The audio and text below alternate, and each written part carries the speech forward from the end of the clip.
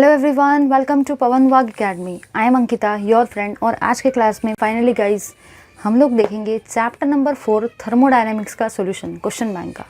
ठीक है, ये जो थर्मोडायनेमिक्स चैप्टर है मैं अभी भी बता रही हूँ और बार बार बताऊंगी कि थर्मोडायनेमिक्स चैप्टर जो है ये सबसे ज़्यादा इंपॉर्टेंट चैप्टर है।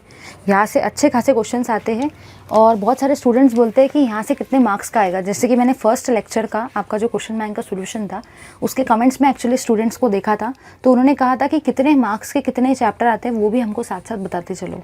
तो ठीक है, जो भी आपका थर्मोडायनेमिक्स चैप्टर रहेगा वो वैसे तो आपको क्वेश्चन बैंक के यहाँ पे लिखा हुआ भी है, मेंशन भी किया हुआ है कि यहाँ से आपको टोटल 6 मार्क्स मिलेंगे। ठीक है, 6 मार्क्स जो रहेंगे वो कंपलसरी रहेंगे और 8 मार्क्स के ऑप्शंस रहेंगे। मतलब कहना मुझे ये है, टोटल अगर देखा जाए विथ ऑप्शन अगर कंसिडर किया जाए तो आपको 8 मार्क्स के क्वेश्चन थर्मोडायनेमिक्स वाले चैप्टर से ही मिलेंगे। अगर मैं बोलूँ ना, एक चैप्टर अगर आपको 8 मार्क दे सकता है तो उसको बहुत तड़ाके से आपको पढ़ना पड़ेगा। वहाँ से आपको 8 मार्क के क्वेश्चंस मिलेंगे और ऑप्शंस के साथ 8 मार्क्स रहेंगे और विदाउट ऑप्शन अगर कंसिडर करेंगे तो 6 मार्क्स रहेंगे। ठीक है, 6 बोलो 8 बोलो, अगर एक चैप्टर से इतने सारे मार्क्स मिलते हैं तो वो चैप्टर को पढ़ना तो बनता ही है। अब देखो कैसा है ना, अगर थर्मोडायनेमिक्स चैप्टर में मार्क्स है ज़्यादा तो थर्मोडायनेमिक्स चैप्टर का जो भी साइज़ है वो भी कैसा है, ज़्यादा।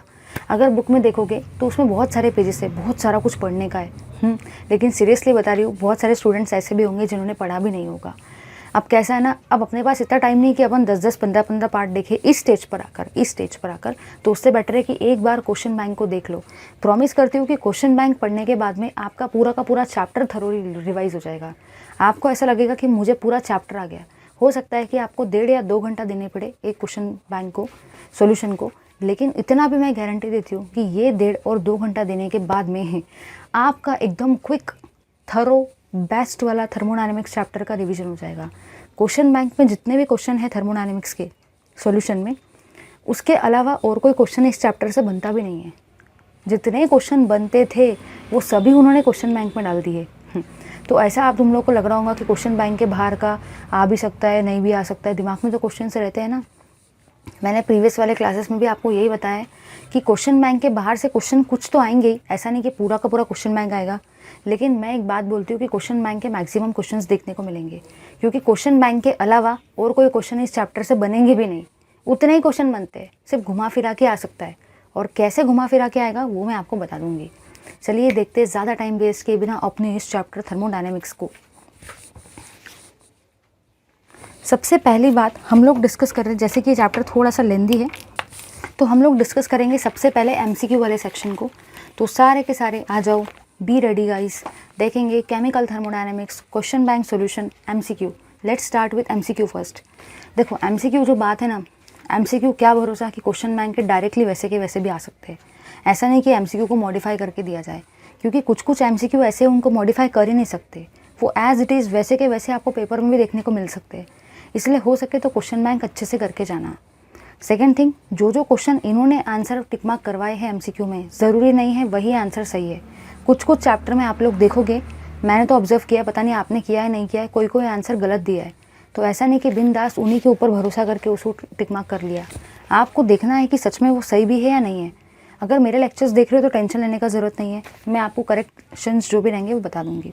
चलिए देखते हैं ज़्यादा टाइम वेस्ट किए बिना एमसीक्यू को। सबसे पहला पार्ट है अपना एमसीक्यू। एमसीक्यू में वो बोल रहा है N intensive property among the following is. देखते, पहला ऑप्शन है मास। मास जो है वो एक्सटेंसिव प्रॉपर्टी है। नंबर ऑफ मोल्स भी आपकी एक्सटेंसिव प्रॉपर्टी है, वॉल्यूम भी आपकी एक्सटेंसिव प्रॉपर्टी है, लेकिन टेम्परेचर कैसा रहता है, इंटेंसिव प्रॉपर्टी। अगर आपको याद होगा तो मैंने आपको बताया था, कुछ याद है ना। सपोज़ आपने एक बकेट पानी लिया है और एक मग्गा पानी लिया है। ठीक है, एक बकेट पानी में इतना सारा पानी है, एक मग्गे पानी में इतना सा पानी है। लेकिन मैं ऐसा बोल सकती हूँ ना कि बकेट का भी टेम्परेचर 30 डिग्री सेल्सियस है और मग्गे का भी टेम्परेचर 30 डिग्री सेल्सियस है। मतलब कहना जो मुझे यहाँ पे वो ये है कि चाहे आप बकेट भर के पानी लो या मग्गा भर के पानी लो, कितना भी पानी लो, पानी इतना सारा भी रहा, पानी इतना भी रहा, तो भी टेम्परेचर दोनों का सेम ही रहने वाला है। समझ में आ गया ना। फिर से एक बार देख लो कैसे क्या मैं आपको समझा रही, क्योंकि ये प्रॉपर्टी पूछने के चांसेस है, इसलिए ध्यान से देखो। सपोज़ ये एक बकेट भर के पानी था, ये इसमें इतना सारा पानी था। अब मैंने यहाँ से एक छोटा सा मग्गा भर के पानी निकाला और इसको यहाँ पे ले लिया। तो अब आप लोगों ने क्या देखा, सपोज़ यहाँ पे 20 ml पानी है और सपोज़ यहाँ पे 5 ही ml पानी है। लेकिन जितना टेम्परेचर इसका रहेगा ना उतना ही टेम्परेचर इसका रहेगा। मतलब क्या टेम्परेचर वॉल्यूम के ऊपर डिपेंड कर रहा है? नहीं कर रहा है। टेम्परेचर कैसा है? इंडिपेंडेंट। इंडिपेंडेंट इसी का मतलब क्या हुआ? इंटेंसिव।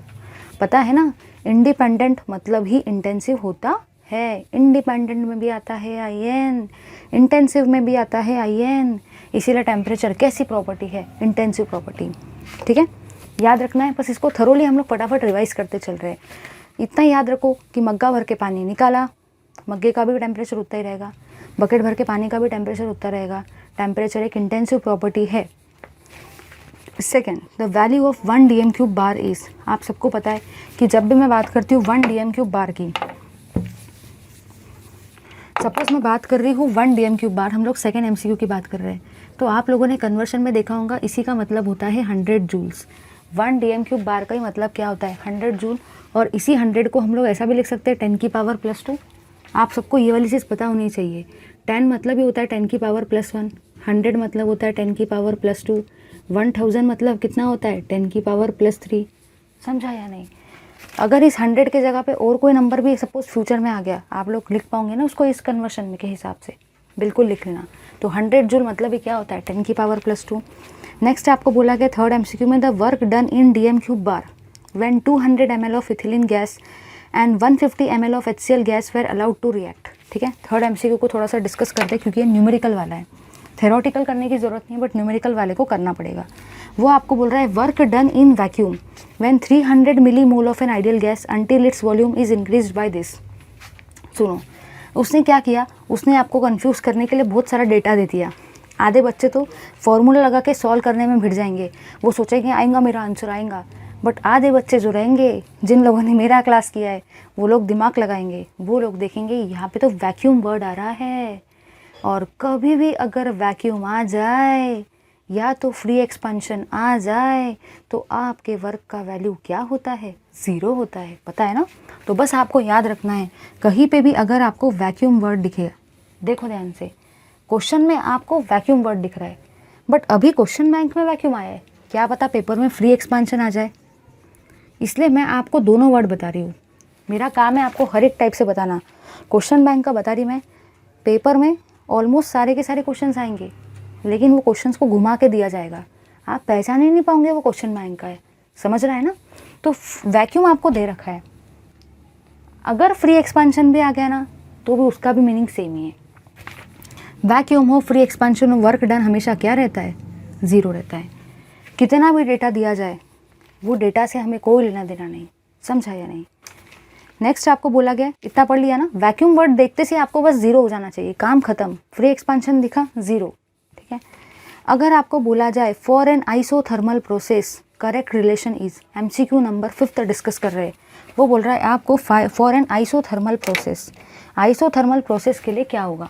आप सबको पता है कि जो भी आपका फर्स्ट लॉ ऑफ थर्मोडायनेमिक्स है, फर्स्ट लॉ ऑफ थर्मोडायनेमिक्स क्या कहता है?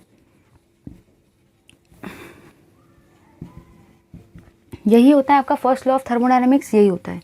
अगर आपको बोला जाए आइसोथर्मल प्रोसेस, तो आइसोथर्मल प्रोसेस के लिए आप सबको पता है कि इंटरनल एनर्जी क्या होती है? 0 होती है। अगर मैंने इसके जगह पे 0 पुटअप कर दिया तो इसका मतलब क्या होगा? Q + W। तो ये Q जब इधर आएगा तो वो क्या बन जाएगा? -Q = W। इसको आप ऐसे भी लिख सकते हैं W = -Q। इसको आप ऐसे भी लिख सकते हैं W = capital Q। Capital Q भी चलता है, स्मॉल q भी चलता है, कोई भी फ़र्क नहीं पड़ेगा। ऑप्शन के हिसाब से आपको अपने आप को अरेंज करना है। समझा या नहीं? फर्स्ट लॉ ऑफ थर्मोडायनेमिक्स कहता है ये वाला एक्सप्रेशन। ठीक है, आपको इंटरनल एनर्जी का वैल्यू 0 दे रखा है क्योंकि आइसोथर्मल प्रोसेस है। 0 पुटअप कर दो, Q इधर आ जाएगा तो वो -Q बन गया। इसी को आप ऐसे भी अरेंज करके लिख सकते हो। तो आपका यहाँ पे फर्स्ट आंसर कैसा रहेगा? करेक्ट आंसर 5th MCQ का। चलो नेक्स्ट आपको बोला गया 6th वाला, फॉर एन आइसोकोरिक प्रोसेस। आप सबको पता है कि आइसोकोरिक प्रोसेस में क्या होता है? ΔV = 0। तो अभी अपन लोग डिस्कस कर रहे हैं 6th वाला MCQ। आपको इसका स्क्रीनशॉट लेने का कोई भी नीड नहीं है, मैंने नीचे के लिंक में आपको PDF नोट्स दे दिए, वहाँ से आप लोग डाउनलोड करके देख सकते हो। ठीक है, देखेंगे नेक्स्ट वाले MCQ को। नेक्स्ट वाला MCQ जो है वो आपको कह रहा है फॉर एन आइसोकोरिक प्रोसेस। आप सबको पता है कि आइसोकोरिक प्रोसेस के लिए डेल्टा वी ज़ीरो होता है, वॉल्यूम चेंज नहीं होता है, तो इसमें सेकेंड वाला आंसर आपका करेक्ट रहेगा। लास्ट आपको बोला गया the change in internal energy in a reaction, change in internal energy.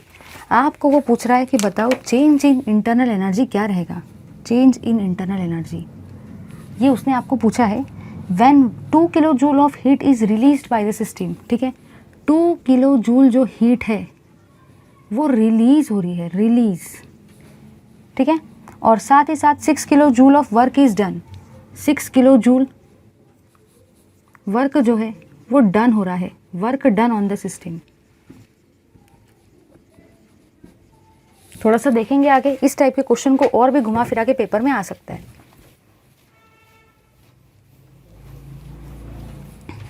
ध्यान देना यहाँ पे, देखो सबसे पहली और सबसे काम की चीज़ ये है कि आपको बोला गया है हीट, और हीट मतलब ही क्या होता है, Q होता है, और वर्क मतलब ही क्या होता है, W होता है। आधे स्टूडेंट क्या करेंगे ना, बस पगले जैसे वैल्यूज़ देखेंगे नहीं कि सॉल्व करने भिड़ जाएंगे, और सबसे फर्स्ट आंसर वही वाला रहेगा जो आप गलत भी कर सकते हो। इसलिए हमेशा आपको ध्यान देना है। सबसे पहले यहाँ पे भी लगाएंगे फर्स्ट लॉ। फर्स्ट लॉ क्या कहता है, आपको सबको पता है, U = Q + W, यही होता है आपका फर्स्ट लॉ। अब चेंज इन इंटरनल एनर्जी आपको निकालना है। Q का वैल्यू कितना दिया है, 2 किलो जूल, ठीक है, W का वैल्यू कितना दिया है, 6 किलो जूल, ठीक है, ये तो हो गया।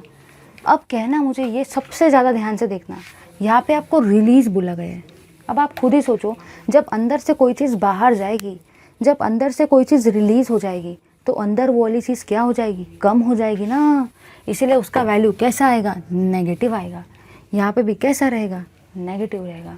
बस इतनी दिमाग में चीज़ फिट कर लो, कोई भी चीज़ अगर रिलीज़ होती है, बाहर जाती है, तो अंदर वो कम हो जाएगी, इसीलिए वहाँ पे कौन सा साइन आएगा, माइनस साइन। अब आपको बोला गया है work done on the system, और जब भी वर्क सिस्टम के ऊपर करते हैं, वर्क सिस्टम के ऊपर करते हैं, तो वर्क आपका कैसे रहता है, पॉजिटिव रहता है। तो 6 - 2 कितना होता है, +4। याद रखना है, बहुत सारे आंसर रहेंगे, आपको कहीं पे -4 दिखेगा, कहीं पे +4 दिखेगा, कहीं पे और ही कुछ आंसर रहेगा, कहीं पे 8 आंसर दिखेगा। जितने जितने आंसर पॉसिबल है वो सब दिखाई देंगे। मेरे को ऐसा लगता है ये वाला न्यूमेरिकल आएगा, अच्छे से करके जाना। ये वाला न्यूमेरिकल आने के चांसेस बहुत ज़्यादा है, क्योंकि मैक्सिमम स्टूडेंट्स यहाँ पे गलती करते हैं, मैक्सिमम स्टूडेंट्स, और ये आने का 101% चांस है। अच्छे से करके जाना, बट इतना भी मैं बोलती हूँ, रट्टा मार के मत जाना 4 4 4 4, ये डेटा चेंज होके आएगा, याद रखना है। इतना मैं आपको लिख के दे देती हूँ, यहाँ पे ध्यान देना। अगर हीट एब्जॉर्ब होती है, आप खुद ही सोचो, अगर हीट एब्जॉर्ब हो रही है, हीट अंदर आ रही है, तो ये कैसी रहेंगी, पॉजिटिव। प्लस अगर हीट रिलीज हो रही है, अगर हीट बाहर जा रही है, तो अंदर कम हो जाएगी ना, तो कौन सा साइन आएगा, माइनस। वर्क को भी देख लो, अगर वर्क डन है ऑन सिस्टम, अगर सिस्टम के ऊपर वर्क किया गया है, सिस्टम के ऊपर वर्क किया गया है, वर्क कैसा रहता है, पॉजिटिव। अगर सिस्टम ने वर्क किया है, done by the system, bye the system, तो आपका वर्क कैसे रहता है, नेगेटिव रहता है। बाय और ऑन पे बहुत अच्छे से फोकस करना है। जिसको ये नहीं पता वो लोग बस इतना समझ लो, अगर आपने अपने घर के सपोज काम किया, लेटेस्ट से झाड़ू निकाल लिया घर का, तो आपका जो एनर्जी है वो क्या हुआ, कम हुआ। अगर आपने सिस्टम के ऊपर वर्क किया है, मतलब कहना मुझे ये है कि अगर आप अपने घर का काम करते हो, work done by the system, अगर आपने अपने घर का काम किया, सपोज झाड़ू निकाल लिया या कुछ भी कर लिया, तो आपकी एनर्जी कम हो जाएगी, तो ये नेगेटिव रहेगा। ठीक है, बस इतना समझ लो, work done by the system. System मतलब अगर हम हैं, हम लोगों ने घर का काम किया, तो हमारी एनर्जी कम हो जाएगी, इसलिए वर्क कैसा रहेगा, नेगेटिव। सभी ऐसे है ना, कोई भी अगर अपने घर का कोई भी काम करता है तो उसकी एनर्जी कम हो जाती है, इसलिए वहाँ पे वर्क नेगेटिव आता है। और सेकंड केस में वर्क कैसा रहेगा, पॉजिटिव रहेगा। ठीक है, अच्छे से याद करना। मैं बार बार इसलिए बता रही हूँ, इस क्वेश्चन को मैंने इसलिए एलॉबरेट किया है क्योंकि यहाँ से आने का चांस 101% है। डेटा चेंज होके आएगा, सिर्फ प्लस माइनस बराबर करके आना, येस और नो।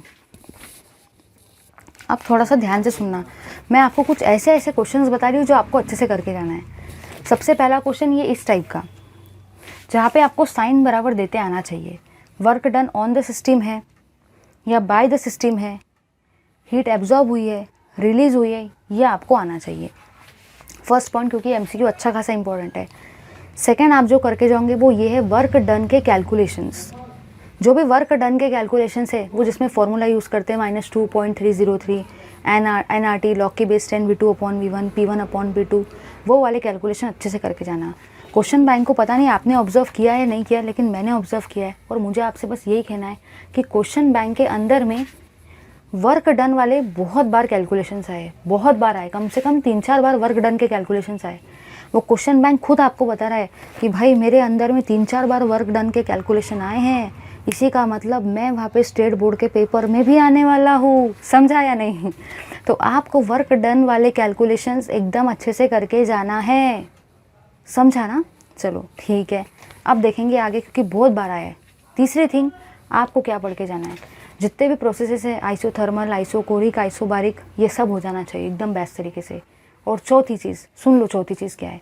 चौथी चीज़ ये है, जितने भी आपको एंथैल्पी के ये है ना definitions, enthalpy of atomization, sublimation, combustion, formation, reaction, ionization, atomization, vaporization, sublimation, ये सारे एंथैल्पी का डेफिनेशन क्वेश्चन बैंक में भर भर के आया है। वो आपको खुद बोल रहा है कि मैं भी पेपर में आने वाला हूँ। समझा या नहीं? तो क्या क्या पढ़ोगे? इस टाइप का क्वेश्चन, ये सारे के सारे साइन कन्वेंशन, वर्क डन का कैलकुलेशन अच्छे से पढ़ के जाना, ठीक है। तीसरी थिंग, जितने भी एंथैल्पी के डेफिनेशन है, atomization, vaporization, sublimation, ionization, combustion, formation, oxidation, सब हो जाने चाहिए। पेपर में 101% वहाँ से डेफिनेशन आएंगे, लिख के देती हूँ, क्योंकि इतने सारे क्वेश्चन है उस पर क्वेश्चन बैंक में आने का चांस है, ठीक है। और last thing, first law of thermodynamics के जो भी कैलकुलेशन है वो भी आपको आना चाहिए, ठीक है। मैं हर वीडियो में आपको इंपॉर्टेंट क्वेश्चंस भी बताते जाऊंगी, वो करके जाना, क्योंकि वो क्वेश्चन बैंक का एनालिसिस करके मैं आपको बता रही हूँ। चलिए ज़्यादा टाइम वेस्ट किए बिना स्टार्ट करेंगे guys. Very short answer questions, very short answer question से हम लोगों को डायरेक्टली मिल जाता है 1 मार्क। चलिए देखेंगे वेरी शॉर्ट आंसर क्वेश्चंस को। आप स्क्रीन पे भी देख सकते हो, नोट्स है वहाँ से भी डाउनलोड कर सकते हो। सिर्फ यहाँ पे एक्सप्लेनेशन के लिए सुनो, एक्सप्लेनेशन अगर सुन लिया ना सब समझ जाएगा। समझा या नहीं? चलिए देखेंगे वेरी शॉर्ट आंसर क्वेश्चंस को। वेरी शॉर्ट आंसर क्वेश्चंस, ये है आपके 1 मार्क के। दिमाग में बस इतनी चीज़ क्लियर हो जानी चाहिए कि अगर आप जितने भी वेरी शॉर्ट आंसर के क्वेश्चंस पढ़ोगे क्वेश्चन बैंक में, वही क्वेश्चन आपको पेपर में अगर आए तो वो वेरी शॉर्ट आंसर वाले सेक्शन के अंडर में ही आएंगे, क्योंकि आपको क्वेश्चन बैंक ने आइडिया दे दिया है कि ऐसे ही क्वेश्चन वेरी शॉर्ट क्वेश्चंस के अंदर में आने वाले हैं। तो आपको ये क्वेश्चन बड़े वाले क्वेश्चंस में नहीं पूछे जाएंगे, ना तो लॉन्ग में ना तो शॉर्ट में, ये वेरी शॉर्ट में ही आएंगे, ठीक है। क्वेश्चन बैंक से कुछ भी बोलो यार, आधे लोग बोलेंगे पेपर में कुछ नहीं आने वाला, वो सब बोलने की बात है।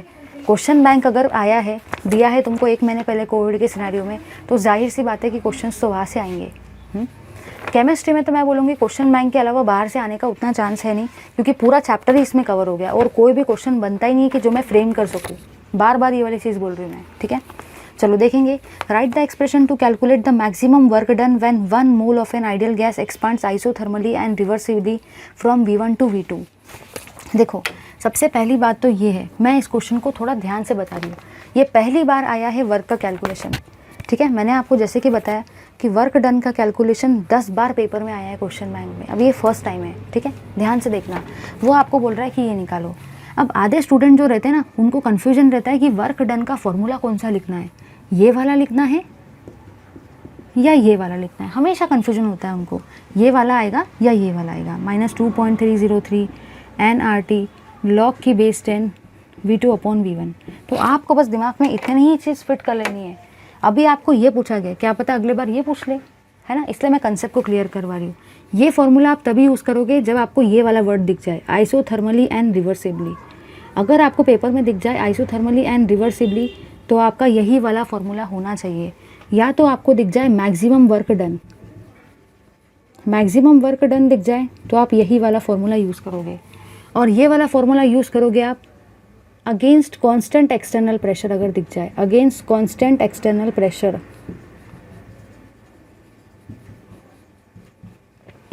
ठीक है। आई होप सबको ये क्लियर हो गया है।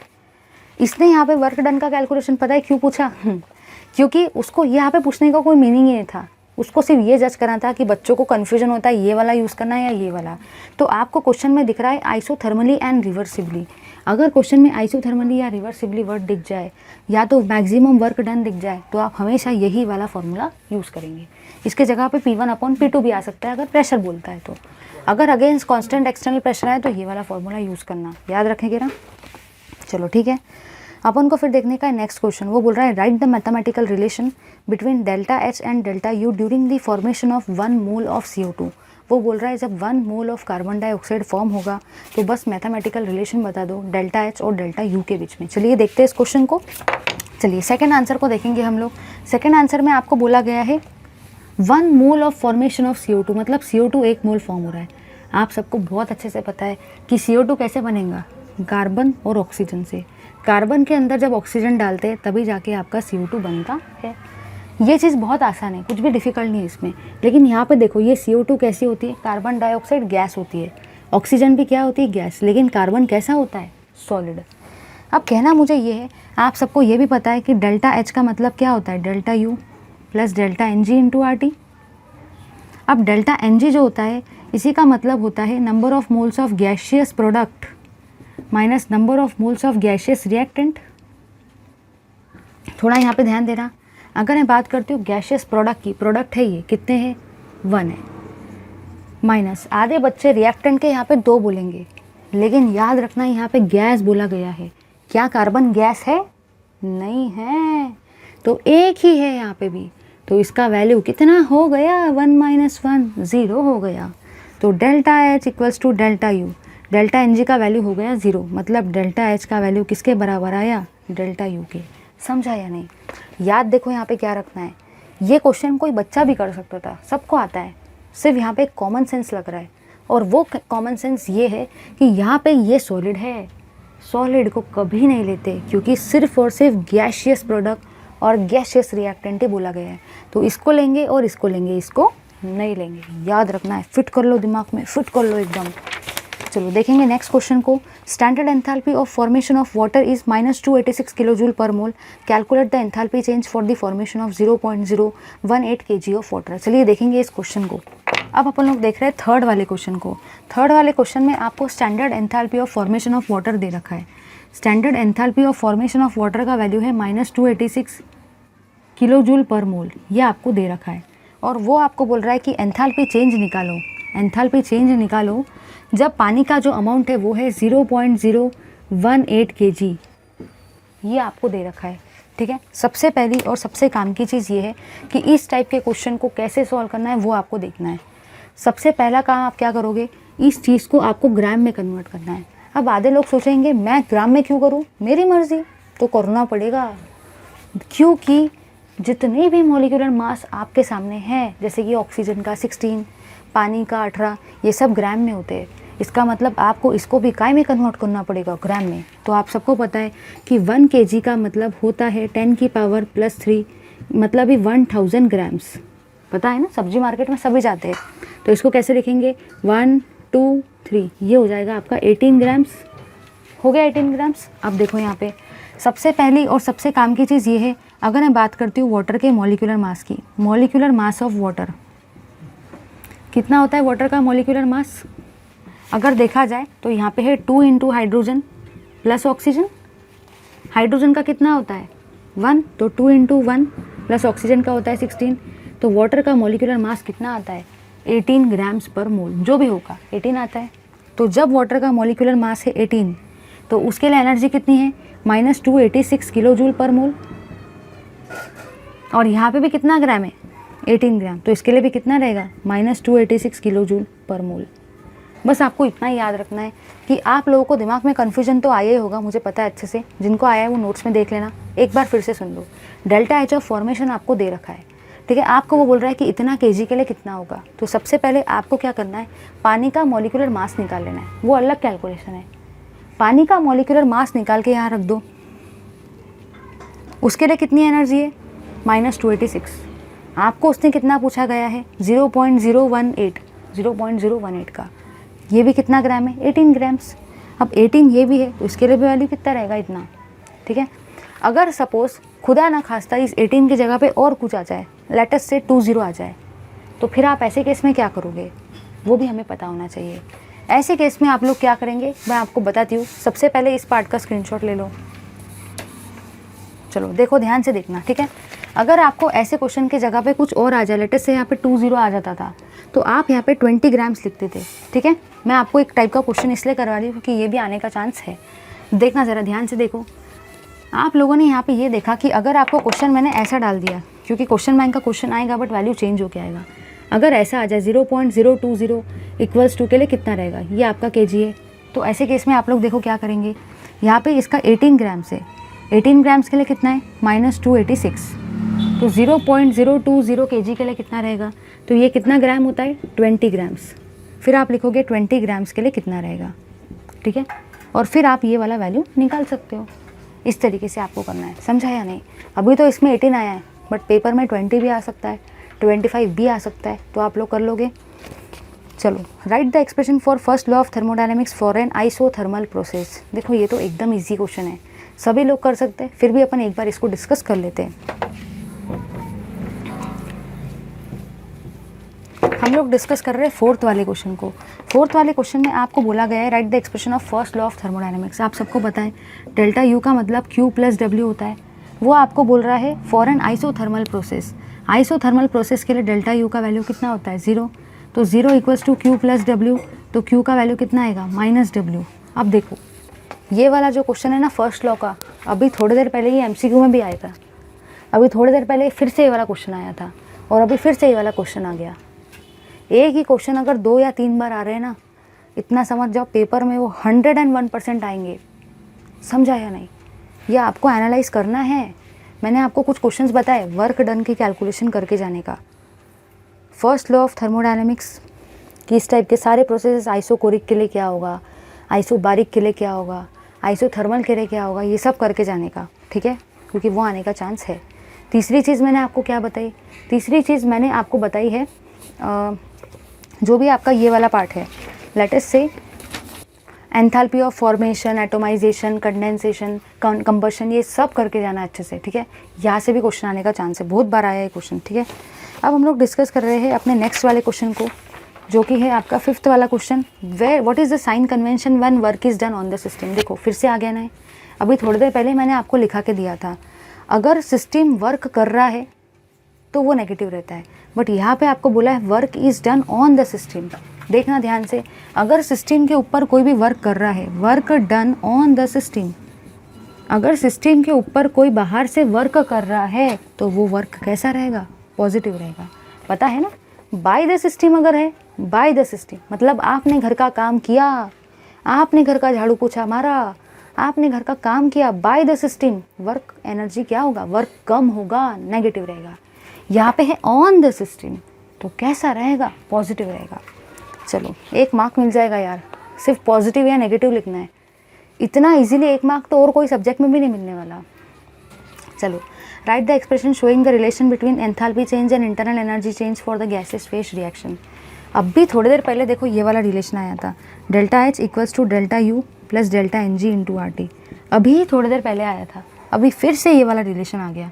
कितना इंपॉर्टेंट है ना, याद रखना है, एंथैल्पी चेंज और इंटरनल एनर्जी चेंज के लिए ये वाला रिलेशन होता है। चलो नेक्स्ट क्वेश्चन को देखेंगे, question number 7, calculate the enthalpy of formation of HCl if the bond enthalpies are.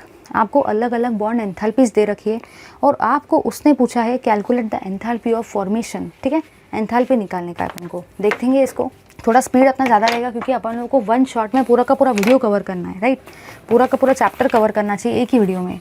7th वाले क्वेश्चन में आपको दे रखा है enthalpy of formation of HCl पूछा है, उसने आपको HCl का फॉर्मेशन पूछा है, साथ साथ उसने आपको जो डेटा दे रखा है वो दे रखा है H2 के लिए, हाइड्रोजन के लिए उसने दे रखा है 434, ठीक है। साथ ही साथ उसने डेल्टा H आपको दे रखा है Cl2 के लिए 242, और साथ ही साथ उसने आपको डेल्टा H दे रखा है HCl के लिए, वो वैल्यू दे रखा है 431, ठीक है। उसने आपको ये सारा डेटा जो है ये दे रखा है और वो आपको बोल रहा है एंथैल्पी ऑफ रिएक्शन। देखो अब इसमें अपन लोग क्या करेंगे, इसमें अगर आपको करना है तो आप लोगों को निकालना है डेल्टा H ऑफ फॉर्मेशन निकालने का है, ठीक है। आप सबको पता है कि डेल्टा H ऑफ फॉर्मेशन का मतलब ही क्या होता है, summation of delta H of product minus summation of delta H of reactant, यही होता है, ठीक है। आपको यहाँ पे एक रिएक्शन नहीं दी है, कोई भी रिएक्शन यहाँ पे नहीं दे रखी है। आप सबको पता है कि अगर आपको HCl को फॉर्म करने का है, ठीक है, तो HCl को फॉर्म करते वक्त आपको इसके अंदर में क्या क्या डालना पड़ेगा, ध्यान से देखो, इसके अंदर में आपको H दिख रहा है, मतलब हाइड्रोजन डालना पड़ेगा, और साथ ही साथ इसके अंदर में आपको क्लोरीन भी दिख रहा है, मतलब आपको क्लोरीन भी डालना पड़ेगा, ठीक है। HCl है, हाइड्रोजन और क्लोरीन। अब यहाँ पे हाइड्रोजन भी 2 है, क्लोरीन भी 2 है, तो HCl भी कितने फॉर्म होंगे, 2। सबसे पहली और सबसे काम की चीज़ ये है, कोई भी अगर एंथैल्पी का रिएक्शन करने का है, कोई भी एंथैल्पी का क्वेश्चन सॉल्व करने का है, तो सबसे पहले आपको रिएक्शन लिखते आनी चाहिए। सेकेंड इंपॉर्टेंट थिंग, रिएक्शन को बैलेंस करते आना चाहिए। अगर रिएक्शन बैलेंस नहीं होगी तो आपका आंसर करेक्ट नहीं आएगा। अच्छे से याद कर लो इस चीज़ को, ठीक है। तो सबसे पहले मैंने HCl को देखा, उसमें मुझे देख के समझ में आ गया कि मुझे H2 लेना पड़ेगा और Cl2 लेना पड़ेगा, ले लिया। सेकेंड चीज़ मैंने यहाँ पे क्या देखी, सेकेंड मैंने ये देखा कि मुझे रिएक्शन को बैलेंस करना है। हाइड्रोजन भी 2 है, क्लोरीन भी 2 है, इसलिए HCl भी कितने बनेंगे, 2, ठीक है। अब देखो ध्यान से क्या होगा, अगर आप लोग यहाँ से देखते हो तो आप लोगों ने ये देखा कि प्रोडक्ट में आपको जो दिख रहा है वो है, दिख रहा है HCl। मैं यहाँ पे लिखूँगी HCl, बट ध्यान से देखना, अगर ध्यान से देखा जाए ना तो HCl कितने टाइम से, 2 टाइम्स, इसलिए मुझे इसको 2 से मल्टीप्लाई करना है। माइनस एंथैल्पी ऑफ रिएक्टेंट, जो भी एरो के लेफ्ट हैंड साइड में आते हैं वो रिएक्टेंट रहते हैं, यहाँ पे क्या है 1, यहाँ पे भी क्या है 1, तो 1 into delta H of H2 plus 1 into delta H of Cl2। यहाँ पे 1 क्यों आया, आपको समझ में आ गया। यहाँ पे 2 क्यों आया, क्योंकि यहाँ पे 2 है, भूलना मत। 2 इंटू H ऑफ HCl का वैल्यू कितना है, 431, ठीक है, माइनस 1 इंटू H2 का वैल्यू कितना है, 434, प्लस 1 इंटू Cl2 का वैल्यू कितना है, 242। कर लोगे इसको सॉल्व। कोई भी चीज़ को अगर 1 से मल्टीप्लाई किया तो वही चीज़ रहती है, यहाँ पे भी 1 से मल्टीप्लाई किया तो वही चीज़ रहेगी, कोई भी फ़र्क नहीं पड़ेगा। इसको आप लोग सॉल्व करेंगे और इसका फाइनली वैल्यू आएगा 862 माइनस 676, ये कैलकुलेशंस आपको करना है, और लास्ट वैल्यू आएगा 186 किलो जूल पर मोल। ये आपका आता है delta H of formation of HCl, ठीक है। कुछ भी नहीं करना है, प्रोडक्ट माइनस रिएक्टेंट। सबसे पहली बात, रिएक्शन को लिखते आना चाहिए। सेकेंड इंपॉर्टेंट थिंग, रिएक्शन को बैलेंस करते आना चाहिए, तभी जाके आंसर सही आएगा, ठीक है। चलो यहाँ पे अपने वेरी शॉर्ट आंसर क्वेश्चंस क्या होते, ख़त्म होते। चलिए अब हम लोग मूव करेंगे नेक्स्ट पार्ट की तरफ, जो कि है short answer questions. Very short answers को तो हम लोगों ने ख़त्म कर लिया, अब हम लोग देखने वाले हैं शॉर्ट आंसर क्वेश्चंस को, ठीक है। शॉर्ट आंसर क्वेश्चंस जो है ये टाइप 1 के हैं, और ये सारे के सारे शॉर्ट आंसर क्वेश्चंस 2 मार्क्स के। आपको ये मिस्टेक गलती से भी नहीं करना है कि आप कोई भी क्वेश्चन को अपनी मर्ज़ी से एक पेज भर के लिख रहे हैं, किसी को 2-3 लाइन में लिख रहे हैं, किसी को 6-7 लाइन में लिख रहे हैं, ऐसा नहीं चलता है। कभी भी क्वेश्चन का आंसर उसके मार्क्स को देख के लिखना चाहिए। अगर मार्क 1 है तो मैक्सिमम 2 ही लाइन होनी चाहिए, अगर मार्क 2 है तो मैक्सिमम आपकी 5 या 6 लाइन में आपका क्वेश्चन सॉल्व हो जाना चाहिए। मार्क्स देख के आंसर का लेंथ डिसाइड होना चाहिए, इतना चीज़ दिमाग में फिट कर लो। जिसको ये समझ गया ना, पेपर लिखने में तो वो बन जाएगा एकदम एक्सपर्ट, क्योंकि भाई आप सब अब क्वेश्चन बैंक के सॉल्यूशन पढ़ के जाने वाले हो, मतलब आप लोग तो पेपर में एकदम रॉक ही करने वाले हो, है या नहीं। चलो ठीक है, चलिए गाइस देखेंगे अब शॉर्ट आंसर क्वेश्चंस को after very short answer questions. तो शॉर्ट आंसर क्वेश्चंस ये है टाइप 1 के, देखते हैं इसको। तो ये है short answer questions type 1, 2 marks. First question को डिस्कस कर रहे हैं। ये क्वेश्चन कम्प्लीटली थ्योरेटिकल, इसको डिस्कस कर लेते हैं। देखो यार, मैंने आपको स्टार्टिंग में बताया वर्क डन के सारे कैलकुलेशंस, ठीक है, दोनों फॉर्मूले वाले हैं। First law of thermodynamics, enthalpy of जितने भी वैल्यू बताया, एटोमाइजेशन, आयोनाइजेशन, कंबशन, सब पढ़ के जाओ, पेपर में भर भर के आया है, भर भर के, ठीक है। और डेल्टा H और डेल्टा U वाले कैलकुलेशंस जो मैंने आपको बताए, आइसोथर्मल, आइसोबारिक, आइसोकोरिक, ये सब प्रोसेस के लिए फर्स्ट लॉ कैसा रहेगा, वो इतना भी अगर पढ़ के गए ना, आराम से क्वेश्चन लगा पाओगे पेपर में, ठीक है। अब आपको बोला गया है स्टैंडर्ड एंथैल्पी ऑफ कंबशन। ये तो एक थ्योरेटिकल क्वेश्चन है, इसको ऐसे डिस्कस कर लेते हैं। स्टैंडर्ड एंथैल्पी ऑफ कंबशन बोला है। आप सबको पता है कि कंबशन मतलब क्या होता है, ऐसी रिएक्शन जिसमें ऑक्सीडेशन होता है, उसी को हम लोग कंबशन बोलते हैं। देखो सारे डेफिनेशन बनाना एकदम आसान है, एकदम आसान। सिर्फ आपको पता होना चाहिए कि उस प्रोसेस में होने क्या वाला है और क्या होगा। अगर वो पता चल जाए ना, बस क्या बोलोगे, एक ऐसी enthalpy change when 1 mole of a substance, हर एक डेफिनेशन में 1 मोल ऑफ सब्सटेंस तो आपको देखने को ही मिलेगा। व्हेन 1 मोल ऑफ सब्सटेंस, अब आपको प्रोसेस ढूंढना है। देखो क्या होगा, कंबशन है, मतलब यहाँ पे क्या होने वाला है, 1 मोल ऑफ सब्सटेंस का क्या होगा, ऑक्सीडेशन होगा, क्योंकि ऑक्सीडेशन का ही मतलब कंबशन होता है। फिट कर लो दिमाग में, ऑक्सीडेशन का ही मतलब कंबशन होता है। 1 mole of substance is oxidize, ये रहेगा आपका स्टैंडर्ड एंथैल्पी ऑफ कंबशन। चलिए अब मूव करेंगे एंथैल्पी ऑफ सब्लिमेशन। अगर मैं बात करती हूँ ना एंथैल्पी ऑफ सब्लिमेशन की, तो एंथैल्पी ऑफ सब्लिमेशन में क्या होगा, आप सबको पता है कि जब कोई भी चीज़ सॉलिड से डायरेक्टली कन्वर्ट हो जाती है गैस में, सॉलिड से डायरेक्टली अगर वो गैस में कन्वर्ट हो गई तो उस प्रोसेस को अपन लोग क्या बोलते हैं, सब्लिमेशन। अगर आपको याद होगा तो आपने अपने घर में कपूर को जलाया होगा, कपूर सॉलिड था, जब उसको जलाया वो तो डायरेक्टली वो गैस में कन्वर्ट हो गया, मतलब कपूर जो था, जो भी आपका कैम्फर था, उसका क्या हुआ है, सब्लिमेशन हुआ है। बस यहाँ भी अपना चालू कर देना, enthalpy change when 1 mole of a substance, ये तो हर जगह पे आएगा, 1 मोल ऑफ अ सब्सटेंस जो कि है लिक्विड या सॉलिड स्टेट में is directly converted to gas. ठीक है, तो अगर एंथैल्पी ऑफ कंबशन आया, एक ऐसा enthalpy change when 1 mole of a substance is oxidize. Enthalpy of sublimation आया, ऐसा enthalpy change when 1 mole of a substance solid is directly converted to gas. चलिए अब देखेंगे 1 मोल हर जगह पे आना चाहिए। ठीक है, अब है next, state and explain the Hess's law of constant heat summation. देखो ये वाला भी एक थ्योरेटिकल क्वेश्चन है, ये भी आप लोग आराम से कर सकते हो, नोट्स में भी दे रखा है, जाके देख लेना। बस एकदम थ्योरेटिकल क्वेश्चन है, कुछ भी नहीं करना है। वो आपको क्या बोलता है, वो आपको ये बोलता है एक पहली स्टेप है, एक सेकेंड स्टेप है। जब पहली स्टेप और सेकंड स्टेप को ऐड करेंगे तो आपको कौन सी स्टेप मिलेगी, ओवरऑल स्टेप। बस यही कहता है हेसिस लॉ। फर्स्ट स्टेप और सेकंड स्टेप को जब ऐड करते तो हमें ओवरऑल स्टेप मिल जाती है। ठीक है, ये भी आप नोट से देख सकते हो। चलिए अब हम लोग देखेंगे 5th वाले क्वेश्चन को। इसके अपन लोगों ने सेकंड वाला क्वेश्चन डिस्कस किया, ओके। थर्ड वाला क्वेश्चन डिस्कस कर रहे हैं हम लोग, write the features of reversible process. ठीक है, so we are discussing right now the third question of short answer type 1, write the features of reversible process. ये भी एक कम्प्लीटली थेरोटिकल क्वेश्चन है। अब आधे स्टूडेंट्स के दिमाग में ये आता है कि थेरोटिकल क्वेश्चन है तो मुझे कैसे इसको आंसर को एक्सप्रेस करना है। तो नीचे जाके एक बार नोट्स को देख लो, एकदम सिस्टमैटिकली मैंने पॉइंट वाइज बताया कैसे आपको ये करना है। ठीक है, एक बार फिर भी सुन लो। इस प्रोसेस का नाम ही है रिवर्सिबल, मतलब आप लोग खुद ही सोचो, इस प्रोसेस का नाम ही रिवर्सिबल है, मतलब आप लोग इस प्रोसेस को क्या कर सकते हो। मैं ये क्या कर रही हूँ, रिवर्स कर रही हूँ। जो भी प्रोसेस को हम उल्टा कर सकते हैं, जो भी प्रोसेस को हम रिवर्स कर सकते हैं, वो प्रोसेस क्या रहती है, रिवर्सिबल। लेकिन आपको कुछ उसके लिए कंडीशंस को याद रखना है कि ड्राइविंग फोर्स जो रहता है वो हमेशा ग्रेटर रहना चाहिए than the opposing force. Driving force should be always greater than the opposing force.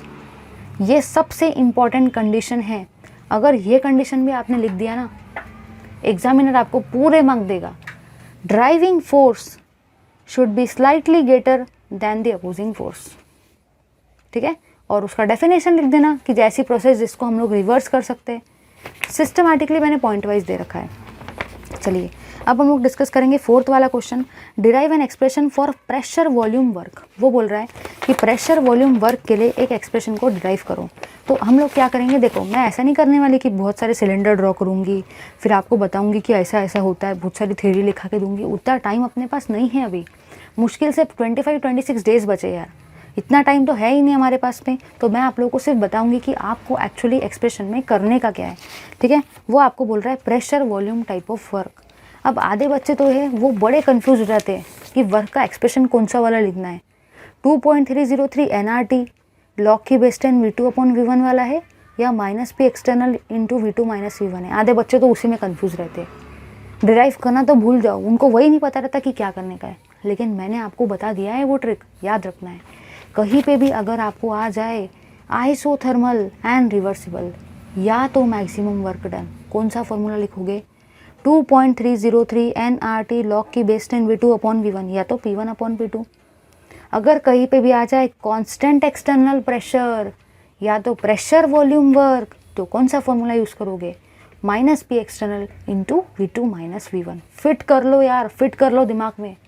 8 mark thermodynamic दे के जाएगा फुकट में, 6 मार्क दे के जाएगा।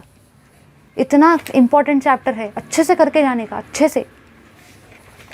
देखो यहाँ पे अब हम लोग डिस्कस करेंगे 4th वाले क्वेश्चन को। ये तो डेरिवेशन है, लेकिन मैं सिर्फ आपको एक फॉर्मेट बता रही हूँ कि हम लोग को एक्चुअली करना क्या है इसके अंदर में। पूरा का पूरा डेरिवेशन हम लोग ऐसा नहीं कि सिस्टमेटिकली डिस्कस करेंगे, इतना टाइम नहीं है अपने पास, अपन सिर्फ इसको एकदम ईजिली देखेंगे। सबसे पहली चीज़ ये होती है, आप सबको पता है कि फोर्स का मतलब होता है प्रेशर इनटू एरिया। फोर्स का मतलब क्या होता है? प्रेशर इनटू एरिया, यही होता है फोर्स का मतलब। सेकेंड थिंग, वर्क का मतलब क्या होता है? Force into displacement. अब फोर्स का फॉर्मूला क्या है? माइनस पी एक्सटर्नल इंटू ए इंटू डी। आप सबको पता है कि ए इंटू डी मतलब ही क्या होता है? एरिया इंटू डिस्टेंस मतलब ही क्या होता है? वॉल्यूम होता है ना। तो वर्क का फॉर्मूला क्या आया? Minus P external into delta V. इसी को आप लिख सकते हो work equals to minus P external into bracket V two minus V one. अगर ये डेरिवेशन पेपर में आ गया तो सिर्फ इतना सा स्टेप करने से आपको पूरे 2 मार्क मिल जाएंगे। करने का क्या है? फिर से देखो, आपको वर्क निकालना है। वर्क का फॉर्मूला क्या होता है? Force into displacement. जाहिर सी बात है, वर्क का फॉर्मूला फोर्स इनटू डिस्प्लेसमेंट है। मतलब आपको जब वर्क का इक्वेशन निकालना है तो सबसे पहले आपको यहाँ से फोर्स को कैलकुलेट करना है, और फोर्स का फॉर्मूला क्या होता है? Pressure into area. काम ख़त्म। लेकिन एक बात क्या याद रखना है, आपको कोई भी डेरिवेशन करने का है तो आपको प्रूफ पता होना चाहिए क्या करना है। मैंने फिजिक्स के लिए भी आपको यही वाली ट्रिक बताई है।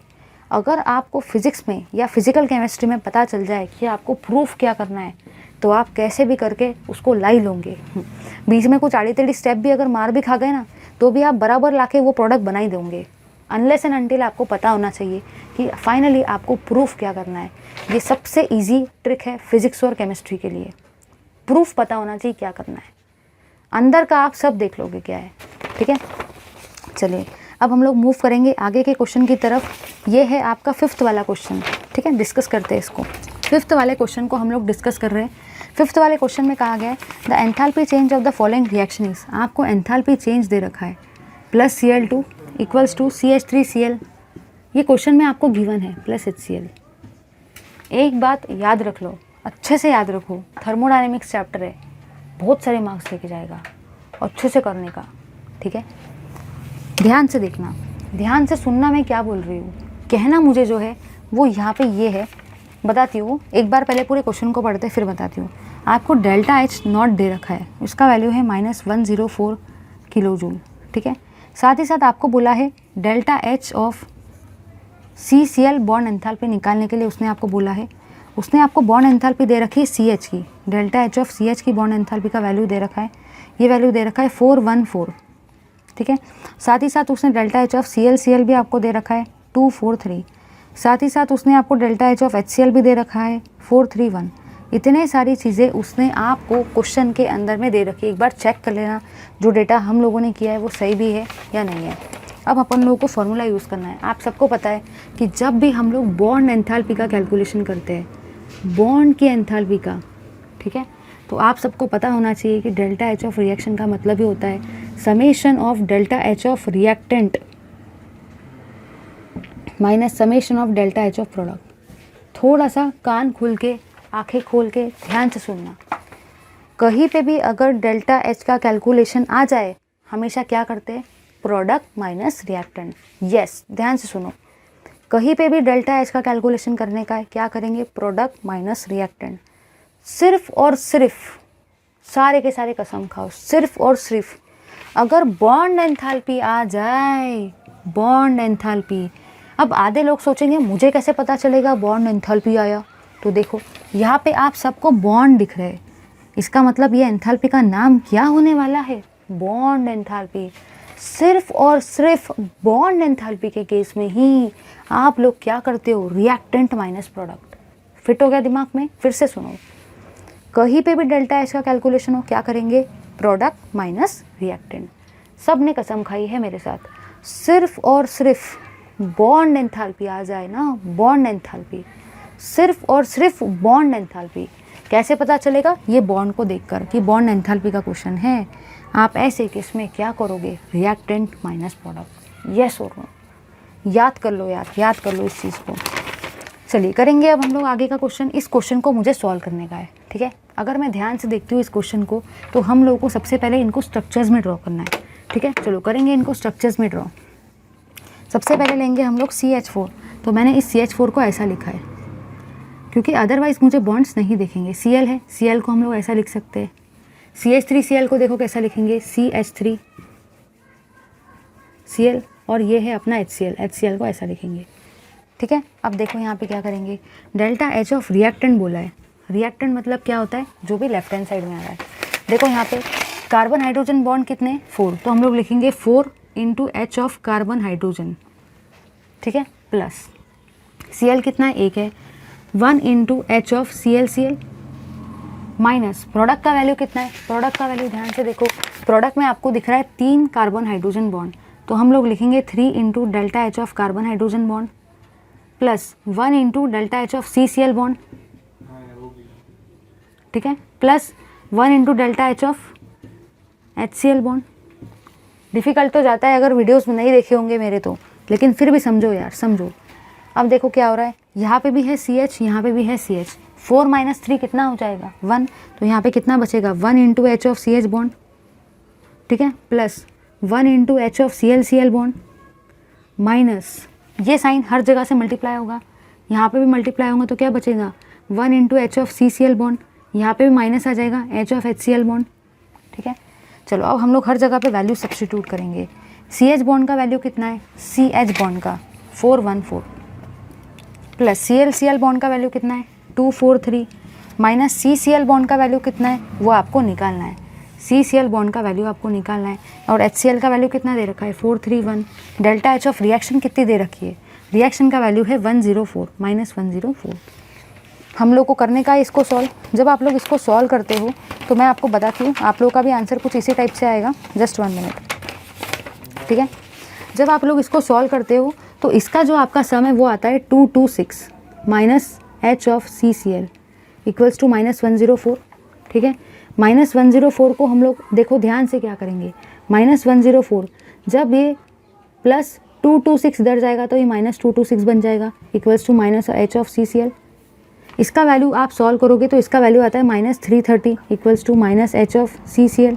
माइनस से माइनस क्या हो गया, कैंसिल, तो डेल्टा H ऑफ CCl का फॉर्मूला का वैल्यू कितना आया 330 किलो जूल पर मोल। 330 किलो जूल पर मोल इसका वैल्यू आता है। आई होप सबको ये एकदम बेस्ट तरीके से क्लियर हो गया है। ये भी क्वेश्चन आने का चांस है, ये भी क्वेश्चन पेपर में आ सकता है।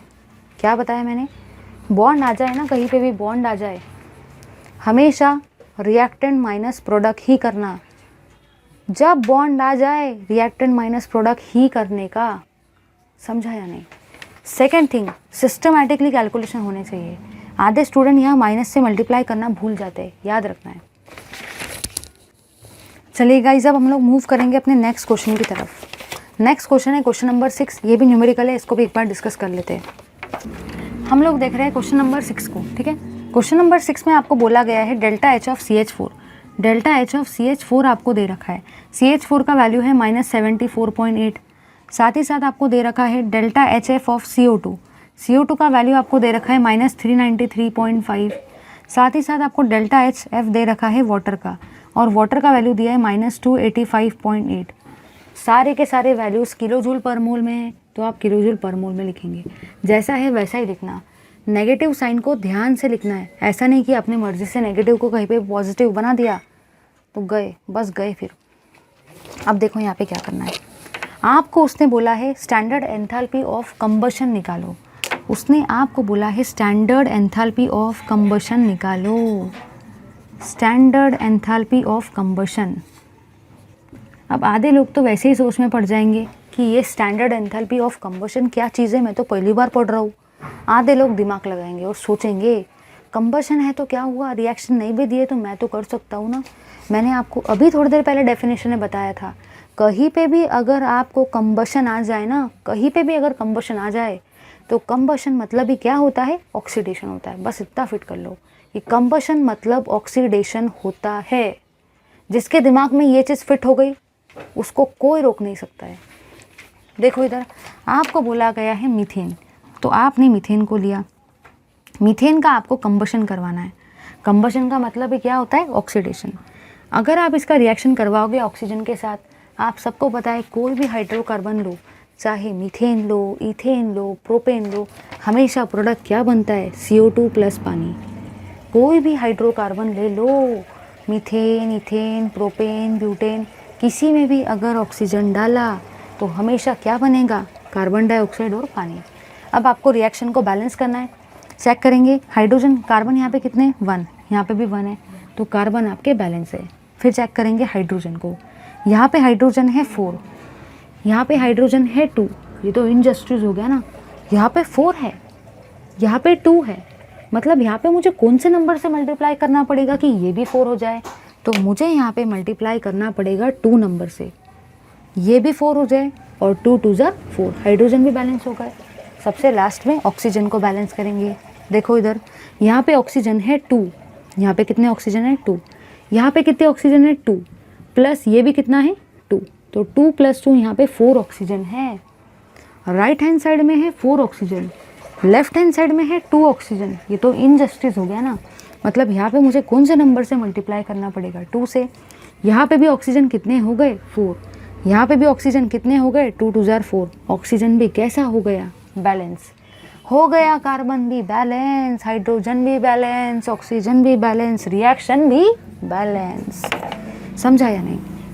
जैसे कि मैंने बताया था, कोई भी एंथैल्पी निकालना हो, रिएक्शन सबसे पहले लिखेंगे, सेकंड काम की चीज़ रिएक्शन को बैलेंस करेंगे। समझा या नहीं? कंबशन में तो आपको रिएक्शन भी नहीं दी जाएगी। फिर आधे लोग सोचेंगे मैं क्यों पढ़ूँ, भाई मार्क्स लेना है, मार्क्स के लिए सब करना पड़ता है। 12th एग्ज़ाम के 1 महीने पहले जितनी पढ़ाई हो जाए ना, सब करना पड़ेगा, क्योंकि क्या मिलने वाले हैं, मार्क्स मिलने वाले हैं। समझा या नहीं? तो बस कंबशन में ये वाली चीज़ करवाएंगे। चलो देखेंगे, अगर आपको डेल्टा एच ऑफ कंबशन करवाना है, मैंने आप सबको बताया था, कोई भी हो, कंबशन हो, एटोमाइजेशन हो, सब्लिमेशन हो, कोई भी चीज़ हो, हमेशा हम लोग क्या करते हैं, प्रोडक्ट माइनस रिएक्टेंट। ठीक है, प्रोडक्ट माइनस रिएक्टेंट ही करना। ठीक है, चलो देखेंगे प्रोडक्ट का वैल्यू कितना है। प्रोडक्ट का वैल्यू है CO2 और वाटर, तो हम लोग लिखेंगे 1 × H of CO2 plus 2 × H of पानी। आधे लोग सोचेंगे कि मैं यहाँ पे 2 से क्यों मल्टीप्लाई कर रहा हूँ, तो याद रखना इसके सामने 2 आया है, इसलिए यहाँ पे 2 से मल्टीप्लाई किया।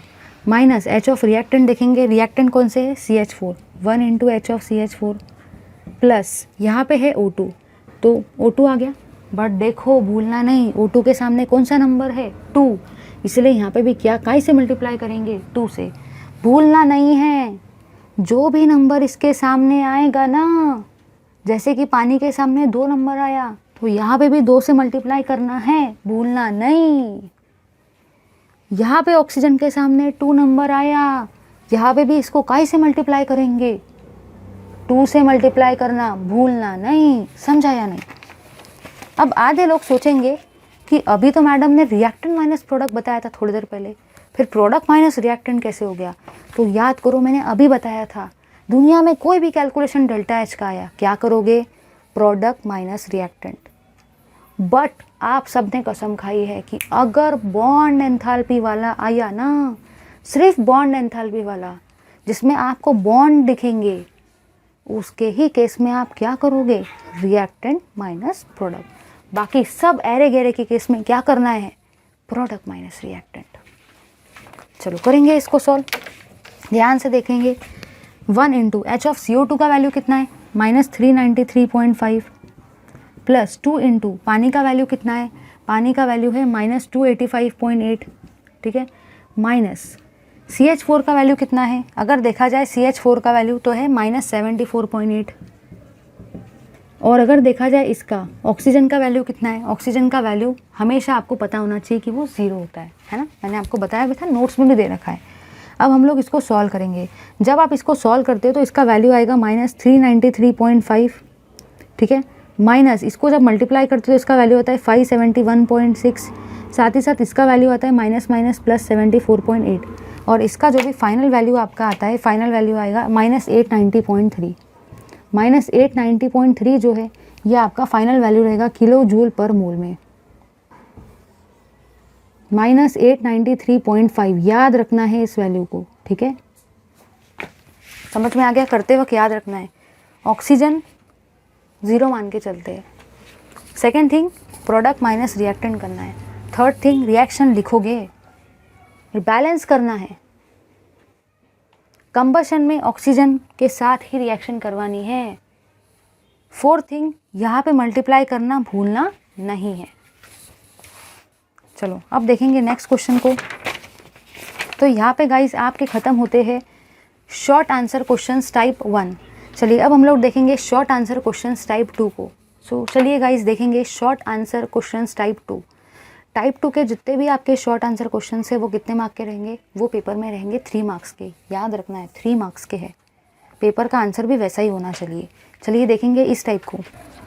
चलिए अब हम लोग देखेंगे शॉर्ट आंसर क्वेश्चंस टाइप 2 को। देखते हैं इसको। शॉर्ट आंसर क्वेश्चंस टाइप 2,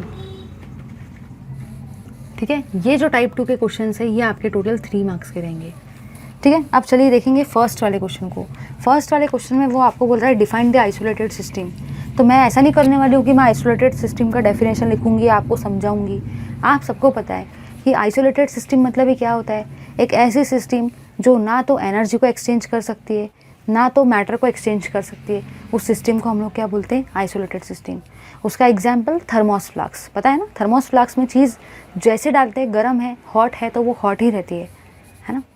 चलिए नेक्स्ट देखेंगे। वो आपको बोल रहा है न्यूमेरिकल। न्यूमेरिकल को तो डिस्कस करना बनता ही बनता है, क्योंकि पेपर में थर्मोडायनेमिक्स में न्यूमेरिकल देखने को मिलेंगे अच्छे खासे। वर्क डन वाले तो आएंगे ही आएंगे। जैसे कि मैंने आपको बताया था वर्क डन का न्यूमेरिकल 101% पेपर में आएगा। देखो ये थर्ड टाइम वर्क डन का कैलकुलेशन फिर से आ रहा है, जो अभी हम लोग करने वाले थर्ड टाइम। इसके पहले ऑलरेडी 2 बार आ चुका है, अभी तीसरे बार आया। अभी तो पूरा पिक्चर बाकी है, अभी तो देखो और कितने बार आएगा। यहाँ पे आपको उसने बोला है 3 moles of an ideal gas. एन का वैल्यू है टोटल 3 मोल्स। 3 मोल्स दे रखा है आइडियल गैस का, ठीक है। वो बोल रहा है आइसोथर्मली एक्सपांडेड आइसोथर्मली। सिर्फ उसने आइसोथर्मली ही बोला है। क्या उसने रिवर्सिबली बोला है क्या? नहीं, आइसोथर्मली एंड रिवर्सिबली नहीं बोला है, सिर्फ आइसोथर्मली बोला है। तीसरी बात, उसने आपको इनिशियल वॉल्यूम दे रखा है 15 dm3, फाइनल वॉल्यूम दे रखा है 20 dm3, है कि नहीं? क्योंकि उसने बोला है ना expanded from 15 dm3 to 20 dm3। उसने आपको बोला है against a constant external pressure, at constant external pressure, और इसका वैल्यू उसने कितना दे रखा है? 1.2 बार।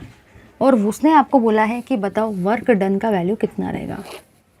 अब आधे बच्चे तो शॉक में पड़ जाएंगे कि वर्क डन करना है, ये मुझे पता चल गया कैलकुलेट, बट फॉर्मूला कौन सा यूज़ करूँ? तो देखो मैंने आपको अभी बताया था, अगर एट कांस्टेंट एक्सटर्नल प्रेशर आ जाए, सबसे पहले आप इसको चेक करना। कांस्टेंट एक्सटर्नल प्रेशर आ जाए तो वर्क का फॉर्मूला क्या रहता है? -P external into bracket V2 minus V1। आधे लोग बोलेंगे यहाँ पे तो आइसोथर्मली भी वर्ड आया, लेकिन आइसोथर्मली एंड रिवर्सिबली नहीं आया ना, दोनों आने चाहिए, आइसोथर्मली एंड रिवर्सिबली। एक आने से कोई फर्क नहीं पड़ने वाला। इसको देख के फॉर्मूला लिखेंगे, करेंगे भाई करेंगे। पी एक्सटर्नल का वैल्यू कितना है? -1.2, V2 20, V1 15, 20 माइनस 15 कितना होता है? 5 इंटू 1.2। करेंगे इसको मल्टीप्लाई, इसका वैल्यू आता है आपका -6 dm3 बार। ये आया आपके वर्क का वैल्यू। मिल गए पूरे मार्क्स? नहीं मिलेंगे। 3 मार्क का क्वेश्चन है। एग्जामिनर इतना बेवकूफ़ नहीं है कि इतना सा क्वेश्चन डाल देगा 3 मार्क के लिए। उसने आपको क्या पूछा है? जूल में करो, ये तो dm3 बार में। तो आप सबको पता है कि 1 dm3 बार का ही मतलब कितना होता है? 100 joules. In the same fashion 6 dm3 bar का मतलब कितना होगा? -600 dm3 बार। कुछ भी नहीं करने का रे, कुछ भी नहीं करने का, बस आपको उसको 100 से मल्टीप्लाई करने का है। 1 dm3 बार जो होता है ना, उसी का मतलब होता है 100 जूल। तो 6 का मतलब कितना हो जाएगा? 600 जूल। लो स्क्रीनशॉट। चलिए देखेंगे हम लोग नेक्स्ट क्वेश्चन को। नेक्स्ट क्वेश्चन है define the enthalpy of fusion. अब आधे लोग सोचेंगे कि एंथैल्पी ऑफ फ्यूजन क्या चीज़ है। मैंने आपको जब भी बताया था, जितने भी बुक में एंथैल्पी के वैल्यूज़ दे रखे, atomization, ionization, combustion, fusion, sublimation, सब करके जाना। पेपर में यहाँ से 2 एंथैल्पी 101% आके रहेगा, 101%। फिर से एंथैल्पी की डेफिनेशन आई है। देखो वो बोल रहा है एंथैल्पी ऑफ फ्यूजन क्या रहता है। आपको तो पता ही है क्या लिखने का है। एंथैल्पी चेंज व्हेन क्या होता है? 1 mole of substance. 1 mole of substance लिखना मतलब लिखना है 1 मोल ऑफ सब्सटेंस। अब फ्यूजन है, आप सबको पता है फ्यूजन मतलब क्या होता है? जब भी सॉलिड लिक्विड में कन्वर्ट होता है तो उसको हम लोग क्या बोलते हैं, फ्यूजन। तो आप यहाँ पे क्या बताएंगे, enthalpy change when 1 mole of a solid is converted to liquid. ठीक है, फ्यूजन मतलब सॉलिड का कन्वर्शन लिक्विड में होना। लेकिन 1 मोल वर्ड अगर नहीं डाला ना तो आधा मार्क कट जाएगा। 1 मोल डालना है, जितने भी डेफिनेशन है हर डेफिनेशन में 1 मोल आया है। डन। नेक्स्ट आपको बोला है एक्सप्रेशन फॉर मैक्सिमम वर्क। आधे बच्चे तो वैसे ही शॉक में पड़ जाएंगे, वो सोचेंगे कि एक्सप्रेशन फॉर मैक्सिमम वर्क पूछा है तो वर्क का एक्सप्रेशन कौन सा होगा, मुझे प्रूफ क्या करना है पहले वो ही नहीं पता मुझे। एग्जामिनर बच्चों के साथ वैसा ही खेलते रहता है। बच्चों को एक्सप्रेशन आता है, सभी को एक्सप्रेशन आता है, ऐसा नहीं कि कोई किसी को नहीं आता है। बट आधे लोगों को तो प्रेडिक्ट ही करते नहीं आता कि वो -p एक्सटर्नल इंटू dv वाला है या 2.303 nRT लॉग की बेस 10 v2/v1 वाला है। आधे बच्चे उसी में लड़ाई झगड़े करते रहते हैं, उनको आता ही नहीं। आपको मैंने बता दिया है, आइसोथर्मली एंड रिवर्सिबली दिख जाए या तो मैक्सिमम वर्क दिख जाए, आप कौन सा फॉर्मूला यूज़ करोगे, 2.303 nRT लॉग की बेस 10 v2/v1 या p1/p2। अगर कहीं पे भी आ जाए कांस्टेंट एक्सटर्नल प्रेशर तो कौन सा यूज़ करोगे, -p एक्सटर्नल इंटू dv। यहाँ पे उसने बोला है मैक्सिमम वर्क, मैक्सिमम वर्क मतलब कौन सा वाला प्रूफ करने का है, -2.303 nRT लॉग की बेस 10 v2/v1। समझा या नहीं।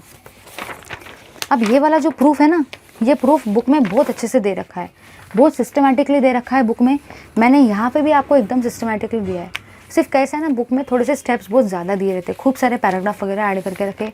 अब 3 मार्क के क्वेश्चन के लिए अगर वो बुक का पूरा पेज छाप के आऊँगे तो टाइम भी तो मिलना चाहिए, पूरा पेपर ही नहीं होगा। ऑर्गेनिक बहुत टाइम खाता है पेपर में। फिजिकल का पेपर जितने हो सके उतने जल्दी करना, क्योंकि ऑर्गेनिक के पेपर में बहुत दिमाग लगाना पड़ता है। रटे रटाए क्वेश्चन ऑर्गेनिक में नहीं आते, घुमा फिरा के पेपर निकलता है ऑर्गेनिक का। इसलिए जितना हो सके अपना टाइम जल्दी से जल्दी फिजिकल केमिस्ट्री को करो ताकि आप ऑर्गेनिक को टाइम दे पाओ। हर बार मैं ये चीज़ बोलूँगी, हर बार। ठीक है, तो आपको ये वाला जो है डेरिवेशन ये बुक में दे रखा है, मैंने भी एकदम सिस्टमेटिकली दिया है, स्टेप बाय स्टेप देख लो, हो जाएगा। चलिए अब हम लोग करेंगे नेक्स्ट क्वेश्चन को, derive the expression, write the relationship between U QV for an isochoric process. अभी थोड़ी देर पहले मैंने बताया था कि फर्स्ट लॉ से एक क्वेश्चन आएगा, एक तो आइसो बारिक के लिए आएगा, एक तो आइसोथर्मल के लिए आएगा, या तो आइसोकोरिक के लिए आएगा। अभी बताया था, फिर से देखो ये 4th टाइम ये वाला क्वेश्चन आ रहा है क्वेश्चन बैंक में, 4th टाइम, कि फर्स्ट लॉ ऑफ थर्मोडायनेमिक्स क्या रहेगा, रिलेशन क्या रहेगा आइसोकोरिक प्रोसेस के लिए। 4th टाइम आया है क्वेश्चन। पहले आइसोथर्मल के लिए आया था MCQ में, वेरी शॉर्ट आंसर में आइसोबारिक के लिए आया, फिर एक और बार आइसोथर्मल के लिए आया, अब किसके लिए आया है, अब आया है आइसोकोरिक के लिए। करके जाना, अच्छे से बोल रही मैं, करके जाओ इसको। 2 मार्क 3 मार्क, इसमें तो 4 मार्क मिल जाएंगे। अब बताओ यार, कुछ भी नहीं रखा है उसमें। चलो करेंगे इसको सॉल्व हम लोग, देखते हैं। सबसे पहली चीज़ तो ये है, उसने आपको बोला है आइसोकोरिक प्रोसेस। ठीक है, सबसे पहली बात तो ये है कि आप सबको पता है कि फर्स्ट लॉ ऑफ थर्मोडायनेमिक्स में क्या होता है, U = Q + W, यही होता है। चलो भाई Q को कैपिटल ले लेते हैं, आप सबको पसंद है Q कैपिटल, तो Q ओपन कैपिटल लेंगे। ठीक है, अब आपको ये भी पता होना चाहिए कि आइसोकोरिक प्रोसेस में क्या होता है। आइसोकोरिक प्रोसेस में ΔV का वैल्यू 0 होता है। यही वाली आइसोकोरिक प्रोसेस का ये वाला एक्सप्रेशन भी MCQ में आया था। अब ये वाला क्वेश्चन भी 4 मार्क के लिए आया है। आप लोग खुद ही समझ जाओ कि आइसोकोरिक प्रोसेस जो है वो पेपर में आने का चांस कैसा है, बहुत ज़्यादा। MCQ में भी आया था, अभी फिर से वही वाला क्वेश्चन आ रहा है। अब बताओ यार, बार बार वही क्वेश्चन आ रहे हैं। अब मुझे बताने का इसके अंदर में, अब आधे लोग तो सोच में पड़ जाएंगे कि मैं करूँ कैसे इसको, क्योंकि ये तो एक्सप्रेशन, ये तो वॉल्यूम है। तो दिमाग में आपको बस इतनी चीज़ फिट कर लेनी है। अगर आपको इस वैल्यू को सब्स्टिट्यूट करना है तो सबसे पहले तो इसको वॉल्यूम में कन्वर्ट करना पड़ेगा ना। इसको वॉल्यूम के टर्म्स में कन्वर्ट ही नहीं करेंगे तो वॉल्यूम का वैल्यू सब्स्टिट्यूट कहाँ पे करोगे। चलो करेंगे इसको का सब्स्टिट्यूट। अब देखो यहाँ पे ΔU = Q प्लस वर्क का मतलब ही क्या होता है, -P एक्सटर्नल इंटू ΔV, यही होता है ना। चलो करेंगे -P external into ΔV।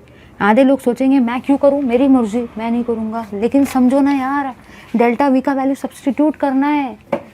Substitute तो तभी करोगे ना जब वो यहाँ पे आएगा, इसलिए इसको लाया। अब देखो ΔU = Q -P external into ΔV का वैल्यू कितना होता है, 0, 0 × 0 0।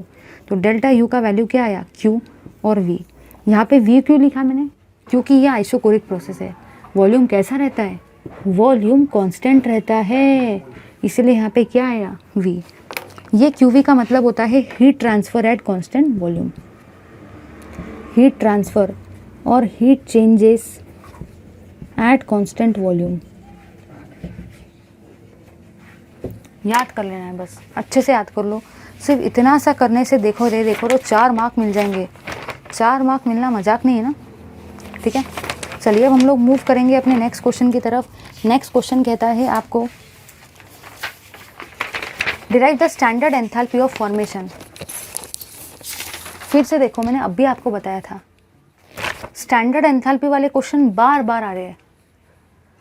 अभी थोड़ी देर पहले अपन ने सब्लिमेशन पढ़ा, कंबशन पढ़ा, फॉर्मेशन पढ़ा, फ्यूजन पढ़ा।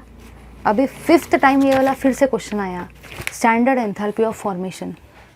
मतलब हर जगह पे स्टैंडर्ड एंथैल्पी ऑफ फॉर्मेशन, इतने सारे स्टैंडर्ड एंथैल्पी के पेपर में डेफिनेशन दे रखे हैं, वो आपको खुद बोल रहा है कि स्टैंडर्ड एंथैल्पी के डेफिनेशंस क्वेश्चन बैंक के अंदर में बहुत बार आए, क्वेश्चन बैंक के अंदर में बहुत बार आए, मतलब मैं पेपर में भी आने वाला हूँ। वो खुद बोल रहा है आपको कि ये वाला जो क्वेश्चन है वो पेपर में भी आने वाला है। समझा या नहीं? स्टैंडर्ड एंथैल्पी का अच्छे से करके जाओ। उसने आपको बोला है फॉर्मेशन। अब आप सबको पता है कि अगर आपको कोई भी चीज़ स्टैंडर्ड एंथैल्पी ऑफ फॉर्मेशन में क्या होने वाली है? फॉर्म होने वाली है। अब उसका नाम स्टैंडर्ड क्यों है? खुद ने कभी सोचा है कि एंथैल्पी ऑफ फॉर्मेशन मुझे समझ में आ गया क्योंकि वो चीज़ फॉर्म होने वाली है, इसलिए वहाँ पे फॉर्मेशन लिख दिया। बट स्टैंडर्ड क्यों लिखा है? क्योंकि कंडीशन स्टैंडर्ड है। अगर कंडीशन स्टैंडर्ड है और कोई भी 1 मोल ऑफ चीज़ फॉर्म होती है तो उसका नाम क्या रहेगा? उसका नाम रहेगा स्टैंडर्ड एंथैल्पी ऑफ फॉर्मेशन। कोई भी एंथैल्पी के डेफिनेशन आ जाए, चाहे स्टैंडर्ड आए या कुछ भी आए, 1 मोल ऑफ अ सब्सटेंस लिखना मत भूलना। सब में लिखने का 1 मोल ऑफ सब्सटेंस। फ्यूजन में आपको पता होना चाहिए सॉलिड से लिक्विड में जाते हैं। सब्लिमेशन में पता होना चाहिए सॉलिड टू गैस में जाते हैं। फॉर्मेशन में फॉर्म होता है, कंबशन में ऑक्सीडेशन होता है। याद रखना है। अब कहना मुझे ये है, उसने आपको इतना सा क्वेश्चन पूछा स्टैंडर्ड एंथैल्पी ऑफ फॉर्मेशन। आधे लोग सोचेंगे वाओ डेफिनेशन लिख लिया, I got the 3 marks. But ऐसा कुछ नहीं होने वाला। खुद ही सोचो यार, इतना सा क्या 4-5 लाइन का डेफिनेशन लिखोगे तो 3 मार्क मिल जाएंगे? नहीं मिलने वाले। 3 मार्क तभी मिलेंगे जब आप कुछ कंडीशंस को भी साथ में मेंशन करेंगे, नहीं तो आपको 2 ही मार्क मिलेंगे। याद रखना है। कहना मुझे ये है, आपको बताना पड़ेगा कि H2Cl2 कार्बन के लिए 0 होता है, delta H of compound he compound के बराबर होता है। रिएक्शन अगर रही तो फॉर्मूला क्या रहेगा? Product minus reactant. ये एक्सप्रेशन भी देना पड़ेगा। अब आधे लोग सोचेंगे कि मुझे कैसे पता चलेगा कि मैं ये सारा एक्सप्लेन करूँ, कहाँ से देखूँ मैं, अभी टाइम ही नहीं है। तो देखो ना यार, PDF नोट्स एकदम नीचे के लिंक में मैंने दे रखा है इस वीडियो के, वहाँ से डाउनलोड करो। मैं इसलिए नहीं बोल रही कि मुझे पब्लिसिटी करना है, मैं इसलिए आपको बता रही हूँ क्योंकि आपके मार्क्स नहीं कटने चाहिए। डेफिनेशन लिखोगे सिर्फ 2 मार्क मिलेंगे। ये चीज़ें अगर मेंशन नहीं की, फॉर्मूला मेंशन नहीं किया, तो मार्क्स पूरे 3 नहीं मिलेंगे। समझा या नहीं? चलो नेक्स्ट क्वेश्चन को हम लोग करेंगे डिस्कस। चलिए देखेंगे, मूव करेंगे अपने नेक्स्ट क्वेश्चन की तरफ। चलिए अब हम लोग करेंगे नेक्स्ट क्वेश्चन को डिस्कस। थर्मोडायनेमिक्स वाला चैप्टर छोड़ के मत जाना, बहुत सारे मार्क्स देके जाएगा। बार बार बोलूँगी मैं ये बात। देख रहे हैं हम लोग नेक्स्ट क्वेश्चन को। 5th नंबर का क्वेश्चन है, ठीक है। 5th नंबर का है 0.022 kg 0.022 kg ऑफ CO2, ये आपको दे रखा है, ठीक है। साथ ही साथ आपको बोला है कॉम्प्रेस आइसोथर्मली एंड रिवर्सिबली। आपको साथ ही साथ बोला गया है isothermally and reversibly, isothermally and reversibly बोला गया है। साथ ही साथ आपको यहाँ पे दे रखा है टेम्परेचर है, टेम्परेचर इक्वल्स टू 298 केल्विन। साथ ही साथ आपको बोला है इनिशियल प्रेशर। आप सबको पता है कि इनिशियल प्रेशर का ही मतलब क्या होता है? P1 होता है। मतलब प्रेशर एट द स्टार्टिंग उसका वैल्यू है 100 किलो पास्कल, ठीक है। साथ ही साथ आपको बोला है when the work done is, work का वैल्यू दे रखा है आपको 1200 जूल। और आपको उसने बोला है calculate the final pressure. Final pressure का ही मतलब क्या होगा? P2 आपको निकालना है। याद कर लो, सबसे पहली और सबसे काम की चीज़ ये है कि ये है केजी में।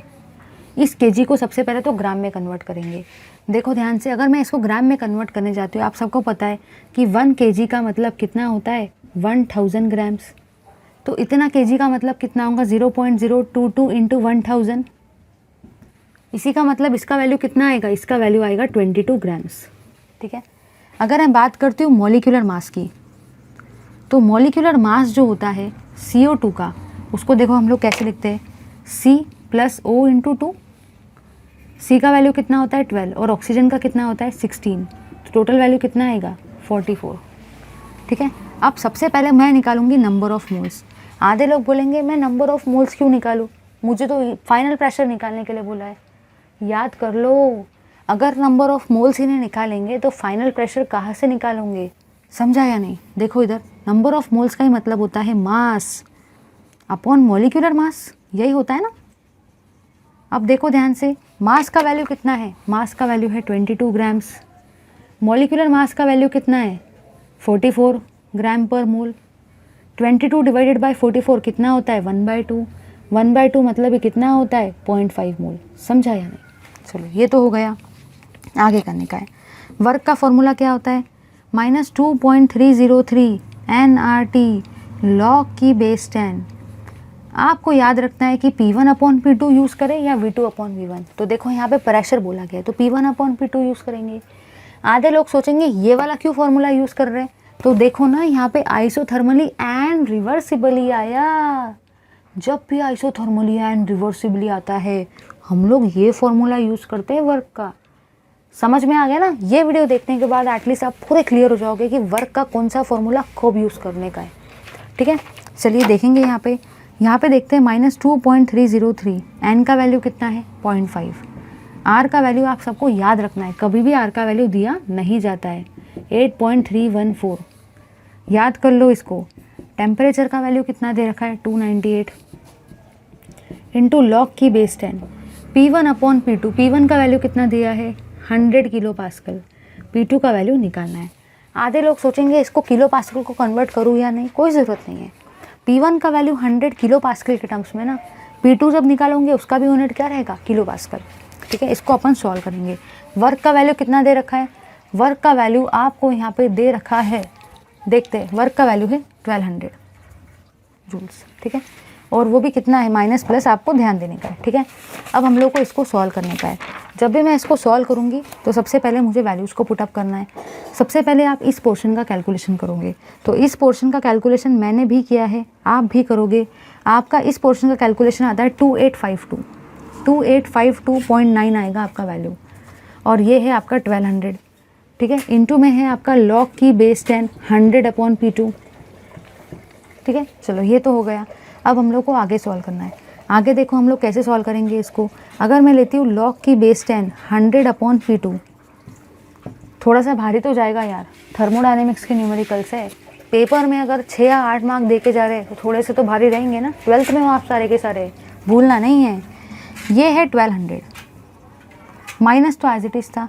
ये वाला वैल्यू यहाँ से नीचे आ गया, ये वाला वैल्यू यहाँ से नीचे आ गया 2852.9। इसको आप लोग सॉल्व करेंगे तो इसका वैल्यू आपका आएगा 0.4206, 0.4206 इसका वैल्यू आता है माइनस में। ठीक है, आप सबको ये बात बहुत अच्छे से पता है। इसका लॉग का वैल्यू आ रहा है 100/P2 इक्वल्स टू -0.4206। जब भी लॉग लेफ़्ट से राइट में जाता है वो क्या बन जाता है एंटी लॉग, तो इसका वैल्यू आएगा एंटी लॉग ऑफ -0.4206। इसका वैल्यू आएगा 100/P2। सो आपके P2 का वैल्यू कितना आएगा 100 इसके एंटी लॉग का कितना वैल्यू आता है, इसके एंटी लॉग को जब आप सॉल्व करोगे तो आएगा 0.3796, और इसको जब आप सॉल्व करते हो तो फाइनली इसका वैल्यू आता है 262.4, और ये यूनिट क्या रहेगा किलो पास्कल। किलो पास्कल क्यों रहेगा, क्योंकि इनिशियल प्रेशर भी किलो पास्कल में, फाइनल प्रेशर भी किलो पास्कल में। ये वाला न्यूमेरिकल थोड़ा सा भारी पड़ेगा इसलिए, क्योंकि ये वाले न्यूमेरिकल उसी को सॉल्व करते आएगा जिसको सारा बेसिक आता है। जिसको ये वाला न्यूमेरिकल में प्रॉब्लम जा रही है वो समझ जाओ कि उनके बेसिक्स क्लियर नहीं है। अपन उसके लिए कुछ भी नहीं कर सकते, सिर्फ तुम एक काम कर सकते हो, ये क्वेश्चन को स्किप कर दो। अगर तुम्हें ऐसा लग रहा है ना कि मुझे क्वेश्चन नहीं आ रहा तो स्किप कर दो। एक क्वेश्चन को स्किप करने से कुछ भी जाने वाला नहीं है अपना, क्योंकि ये क्वेश्चन उन्हीं को जमेगा जिनके सारे बेसिक्स क्लियर है, जिनको मॉलिक्यूलर मास निकालते आता है, नंबर ऑफ मोल्स निकालते आता है, लॉग एंटी लॉग आता है, वही ये क्वेश्चन कर पाएंगे। जिसको नहीं जम रहा है डायरेक्ट स्किप कर दो। याद रखो अभी आप ऐसे स्टेज पे हो जो चीज़ नहीं आ रही है ना, ऐसा लग रहा है बहुत बार पढ़ना पड़ रहा, अब 20-25 दिन है ना तो उसको स्किप करते जाओ। जो आ रहा है उसको पढ़ो, उससे बेटर है ना कि जो आ रहा है उसको अच्छे से किया जाए।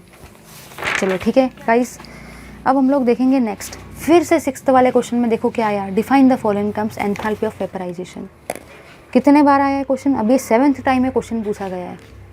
कितने बार एंथैल्पी के वैल्यूज आ रहे, कभी एटोमाइजेशन आया, कभी वेपराइजेशन आया, कभी सब्लिमेशन आया, कंबशन आया, फॉर्मेशन आया, फ्यूजन आया, कितने बार आ रहा है यार। पूरा पेपर में एंथैल्पी का डेफिनेशन दे रखा है भर भर के। पेपर में आएंगे 2 एंथैल्पी के डेफिनेशन आने वाला है, याद कर लो। अब यहाँ पे आपको बोला है वेपराइजेशन। आधे लोग सोचते हैं कि वेपराइजेशन क्या होता है, बस इतना दिमाग में फिट कर लो, वेपराइजेशन है। वेपराइजेशन कब होता है, जब लिक्विड वेपर में कन्वर्ट होते हैं, उस प्रोसेस को क्या बोलते हैं, वेपराइजेशन। बट मैंने आपको बताया था एक बात, कोई भी एंथैल्पी की डेफिनेशन आ जाए, आप उसमें कौन सा वर्ड लिखोगे, 1 मोल ऑफ अ सब्सटेंस तो लिखना ही लिखना है। कोई भी एंथैल्पी का डेफिनेशन आ जाए, 1 मोल ऑफ अ सब्सटेंस लिखने का वेपराइजेशन है। मतलब क्या होगा, लिक्विड का कन्वर्शन वेपर में, ठीक है।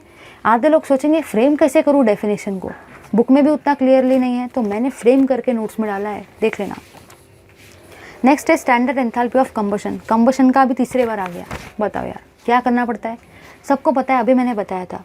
कंबशन में करते क्या है, ऑक्सीजन के साथ रिएक्शन। कंबशन में करते क्या है, ऑक्सीजन के साथ रिएक्शन। मतलब 1 mole of a substance is oxidize, that's it. चलिए अब आपको बोला है why work done in vacuum और ड्यूरिंग फ्री एक्सपांशन इज 0। देखो ये वाला जो क्वेश्चन है ना, ये एमसीक्यू में भी आया था। आपको एमसीक्यू में पूछा गया था वर्क डन इन वैक्यूम क्या होता है, एमसीक्यू में आया था। आप लोगों ने वहाँ पे 0 टिक मार्क किया था। मैंने आपको बताया था कभी भी वर्क डन इन वैक्यूम आ जाए, वैक्यूम के जगह पे अगर आ जाए फ्री एक्सपांशन, तब भी आप हमेशा वर्क का वैल्यू कितना लिखोगे, 0। यहाँ पे आपको पूछ रहा है ऐसा होता क्यों है, तो देखो इधर क्यों होता है, ध्यान से देखना ज़रा। अब हम लोग बोल रहे हैं why work done in vacuum और ड्यूरिंग फ्री एक्सपांशन इज 0। ये हम लोग डिस्कस कर रहे हैं 6th वाला क्वेश्चन। इतना दिमाग में फिट कर लो, अगर आपको अभी तो फ्री एक्सपांशन पूछा गया हो, या हो सकता है पेपर में फ्री एक्सपांशन आ जाए और वैक्यूम सेम ही चीज़ है, बार बार बताऊँगी। एग्जामिनर क्या चालाकी करने वाला है, सुनो। क्वेश्चन बैंक में उसने आपको अगर वैक्यूम वर्ड दिया है ना, तो पेपर में वैक्यूम वर्ड दिखेगा ही नहीं, आपको पेपर में फ्री एक्सपांशन वाला वर्ड दिखेगा। बट जो बच्चे रट्टा मार के जाएंगे ना, वो पहचान ही नहीं पाएंगे कि इसको ये भी बोलते हैं। जिन्होंने क्लास किया है ना मेरा वो लोग अच्छे से लिख पाएंगे, उनको पता रहेगा वैक्यूम मतलब भी फ्री एक्सपांशन होता है, ठीक है। चलो देखेंगे इसको।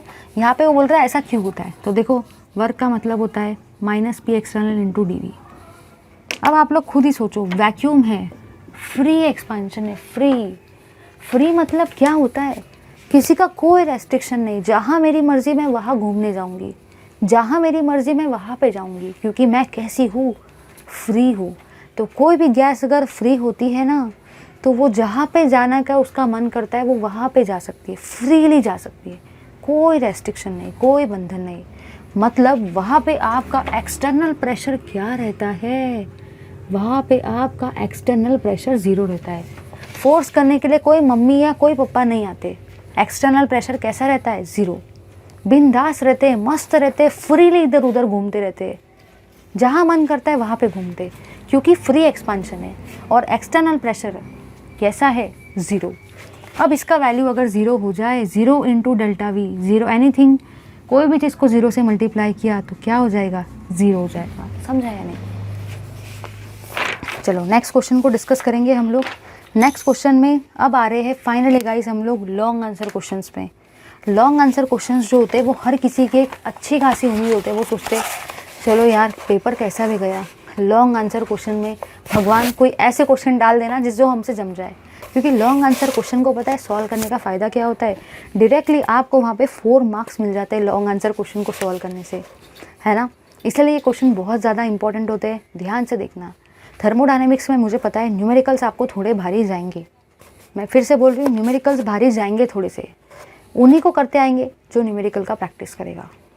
कुछ न्यूमेरिकल आपको ऐसा लगेगा कि यार मुझे नहीं जम रहा है, जो नहीं जम रहा ना उसको छोड़ देना, क्योंकि कुछ न्यूमेरिकल ऐसे रहते हैं वो अपने कॉन्फिडेंस को 0 कर देते हैं। ऐसे न्यूमेरिकल से दूर भाग जाने का, देखना ही नहीं उनको करना जो हमें एक्चुअली आता है। चलो अब है लॉन्ग आंसर क्वेश्चन, 4 मार्क्स के क्वेश्चन से सबसे पहले देखेंगे। उससे पहले मेरे को आपको कुछ बताना है, आप लोग क्या क्या पेपर में अच्छे से करके जाएंगे।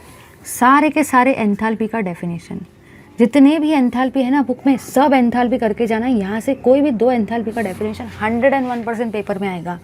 क्वेश्चन बैंक का एनालिसिस करके बता रही हूँ। वर्क का कैलकुलेशन, वर्क कैलकुलेशन तो आना ही चाहिए, दोनों वाले वर्क कैलकुलेशन, आइसोथर्मल रिवर्सिबल और कांस्टेंट एक्सटर्नल प्रेशर वाला वर्क। तीसरा, first law of thermodynamics, first law of thermodynamics आना चाहिए। और उसमें भी मैंने आपको क्या क्या बताया, आइसोथर्मल के लिए क्या होगा, आइसोबारिक के लिए क्या होगा, आइसोकोरिक के लिए क्या होगा। इतना पार्ट अच्छे से करके जाना है। और लास्ट चीज़ डेल्टा एच कैलकुलेशन। अगर इतना भी आपने कर लिया ना तो थर्मोडायनेमिक्स के मैं आपको बोलूँगी 5 मार्क्स आप पेपर में से आराम से ले सकते हैं। 5 मार्क्स, 5 to 6 मार्क्स आपके आराम से पेपर से निकल जाते हैं। कितना करना पड़ेगा, सारे के सारे एंथैल्पीज़ का डेफिनेशन, कुछ भी नहीं करने का है। 1 मोल ऑफ सब्सटेंस तो रटा रटा ही है, अब काय में क्या कन्वर्ट हो रहा है वो देख लो। वर्क कैलकुलेशन आइसोथर्मल रिवर्सिबल के लिए या कांस्टेंट एक्सटर्नल प्रेशर वाला, फर्स्ट लॉ ऑफ थर्मोडायनेमिक्स इन तीनों के लिए, और डेल्टा एच का कैलकुलेशन। इसका स्क्रीनशॉट लो इसका स्क्रीनशॉट। यहाँ से पेपर में अगर कुछ भी दिख जाए ना, अच्छे से करके आने का। ये चैप्टर थोड़ा लेंदी है, टाइम देगा। मैं ये चैप्टर को उतने जल्दी वाइंड अप नहीं कर सकती हूँ जितने जल्दी मैंने बाकी चैप्टर्स को किया है, क्योंकि ये चैप्टर बड़ा है, पेपर में बहुत सारे क्वेश्चंस आएंगे। ठीक है, चलो देखेंगे अपन लोग नेक्स्ट लॉन्ग आंसर क्वेश्चन का फर्स्ट वाला क्वेश्चन। देख, हम लोग डिस्कस कर रहे हैं long answer question. Long answer question का हम लोग डिस्कस कर रहे हैं फर्स्ट वाला क्वेश्चन, जो कि है 4 मार्क के लिए। फिर से गाइस मैं आपको बोल रही हूँ, फिर से गाइस आपका फिर से एंथैल्पी का डेफिनेशन आ गया। वो बोल रहा है अब बताओ एंथैल्पी ऑफ एटोमाइजेशन क्या होगा। कितने बार ये एंथैल्पी का डेफिनेशन आया, अभी 7 से 8 बार अभी एंथैल्पी का फिर से डेफिनेशन आ गया। समझ गए ना कितना इंपॉर्टेंट है। क्वेश्चन बैंक को एनालिसिस किया है मैंने आप लोगों के लिए, करके जाना सारे क्वेश्चन जितने बताए हैं। एंथैल्पी ऑफ एटोमाइजेशन क्या होने वाला है, वही लिखना है, enthalpy change during the reaction when 1 mole of a substance, मत भूलना, when 1 mole of a substance. अब एटोमाइज हो रहा है, मतलब क्या होने वाला है, एटम का फॉर्मेशन होगा, क्योंकि प्रोसेस का नाम क्या है, एटोमाइजेशन। तो क्या फॉर्म होंगे, एटम्स फॉर्म होंगे। समझा या नहीं। नेक्स्ट आपको बोला गया है एक्सटेंसिव प्रॉपर्टी। आप सबको पता है एक ऐसी प्रॉपर्टी जो मास के ऊपर डिपेंड करती है उसको क्या बोलते हैं, एक्सटेंसिव, है ना। और जो मास के ऊपर डिपेंड नहीं करती है, जो मास के ऊपर डिपेंड नहीं करती है, जो इंडिपेंडेंट रहती है मास के, इंडिपेंडेंट है मास के, उसके स्पेलिंग में ही आ रहा है IN, इंडिपेंडेंट के स्पेलिंग में ही आ रहा है IN, मतलब वो कैसी प्रॉपर्टी है, इंटेंसिव। क्योंकि इंटेंसिव के भी स्पेलिंग में आता है IN, इंडिपेंडेंट के भी स्पेलिंग में आता है IN। इसीलिए जब भी कोई भी चीज़ मास को इंडिपेंडेंट होती है, इंडिपेंडेंट कैसी रहेगी, इंटेंसिव। अगर डिपेंड करेगी तो क्या रहेगी, एक्सटेंसिव। काम खत्म। अब अपन देख रहे हैं सबसे भारी वाला क्वेश्चन बैंक का। चलिए गाइस सारे के सारे तैयार हो जाओ भारी वाले क्वेश्चन को करने के लिए, जो आपके दिमाग में जाएगा ही नहीं कि आप सोचते बैठोगे कि ये चल क्या रहा है, मेरे को तो कुछ भी नहीं समझा। अब सब समझेगा, ध्यान से देखना। यहाँ पे आपको बोला गया है कैलकुलेट द, हम लोग फर्स्ट वाले को डिस्कस कर रहे हैं, calculate the standard enthalpy of formation of methanol. Standard enthalpy of formation of methanol. Methanol मतलब क्या होता है, CH3OH। आपको उसने दे रखे हैं रिएक्शंस। सबसे पहले रिएक्शन उसने दिया है CH3OH plus 3/2 O2 gives CO2 plus twice of पानी।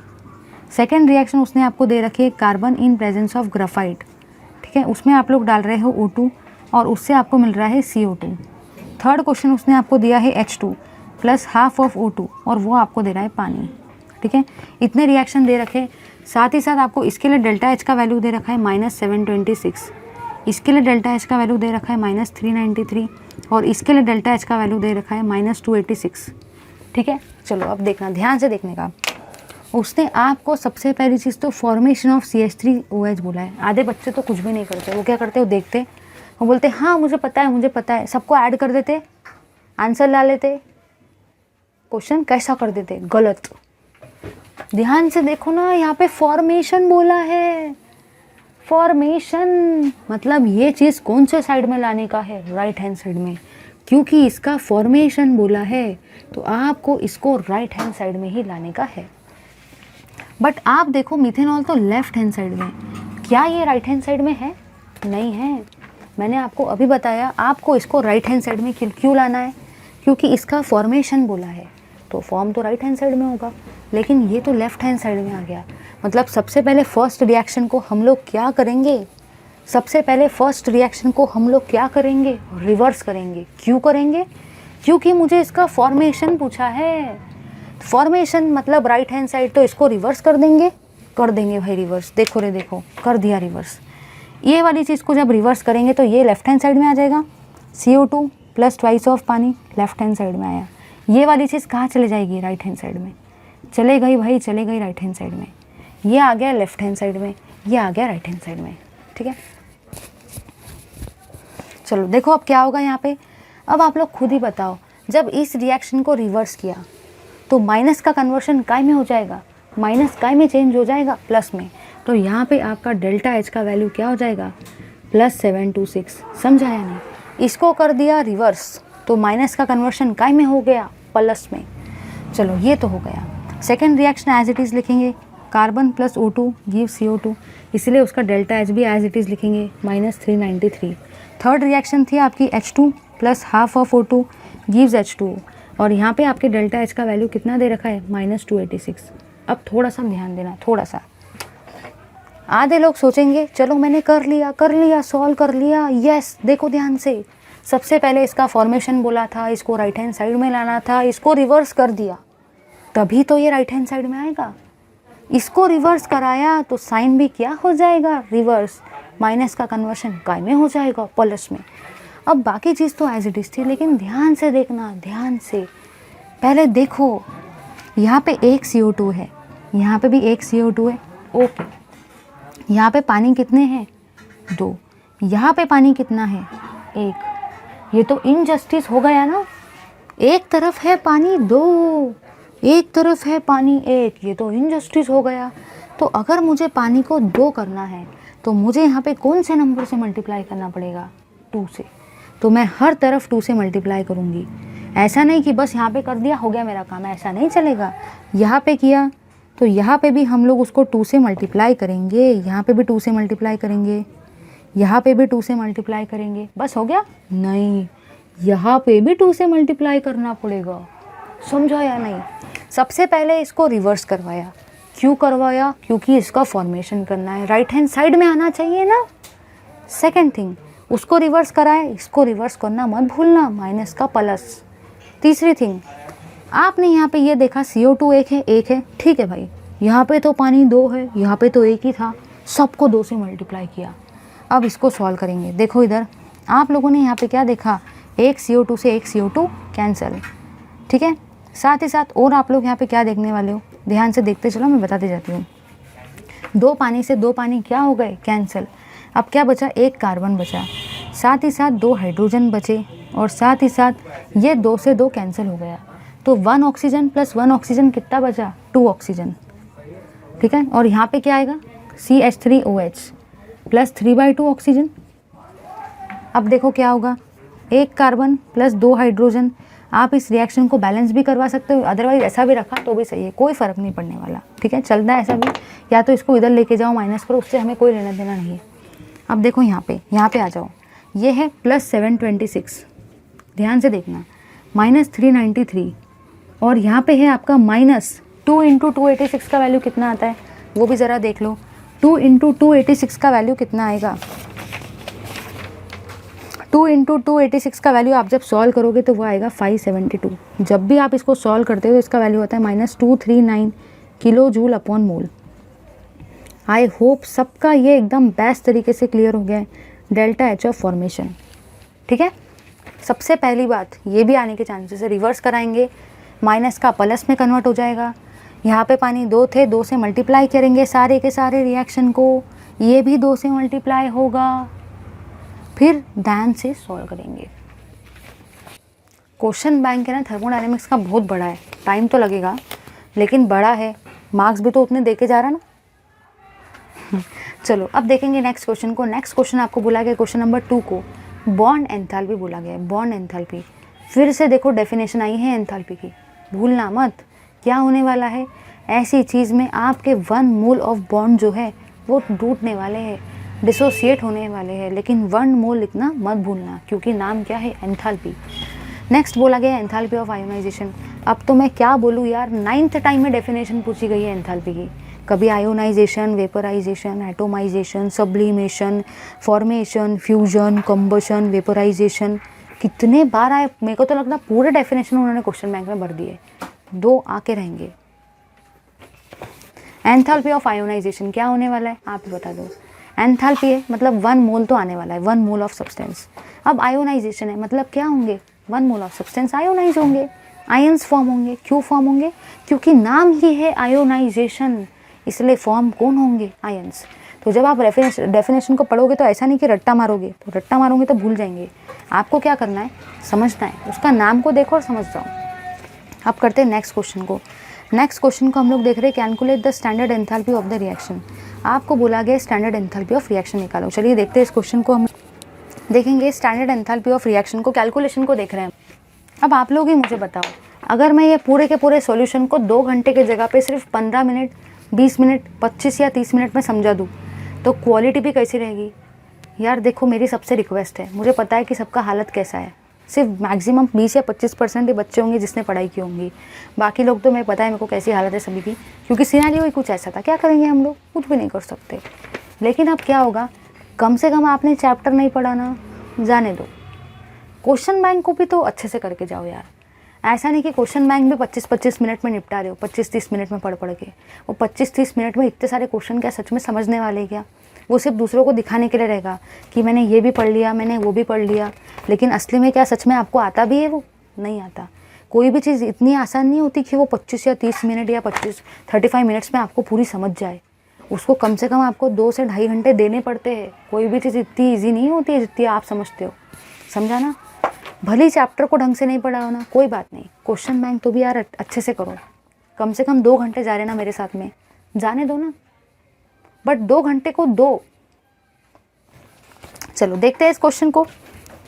नेक्स्ट वाला क्वेश्चन जो है आपका वो है ये वाला। आपको बोला है स्टैंडर्ड एंथैल्पी ऑफ फॉर्मेशन निकालो, twice of Fe plus 3/2 O2 gives Fe2O3। ये वाली चीज़ आपको बोली है। साथ ही साथ आपको 2 रिएक्शन दे रखे, twice of Al plus Fe2O3 gives twice of Fe plus Al2O3। ठीक है, साथ ही साथ आपको सेकेंड दे रखा है, twice of Al plus 3/2 O2 gives Al2O3। ये 2 चीज़ें आपको दे रखी है। साथ ही साथ इसके लिए भी डेल्टा एच का कुछ वैल्यू दे रखा है -847.6। इसके लिए डेल्टा एच का वैल्यू दे रखा है -1670। ठीक है, चलो ये वाला वैल्यू तो आपको दे दिया है। अब हम लोग मूव कर रहे हैं आगे के पार्ट की तरफ। ध्यान से देखना, आपको बोला गया है Fe2O3 का फॉर्मेशन बताओ। ये है आपकी ओवरऑल रिएक्शन। अब थोड़ा सा ध्यान देना, थोड़ा सा। आप लोग पता है यहाँ पे क्या ऑब्जर्व कर रहे हो, कुछ ऑब्जर्व किया है क्या? यस, ऑब्जर्व किया है।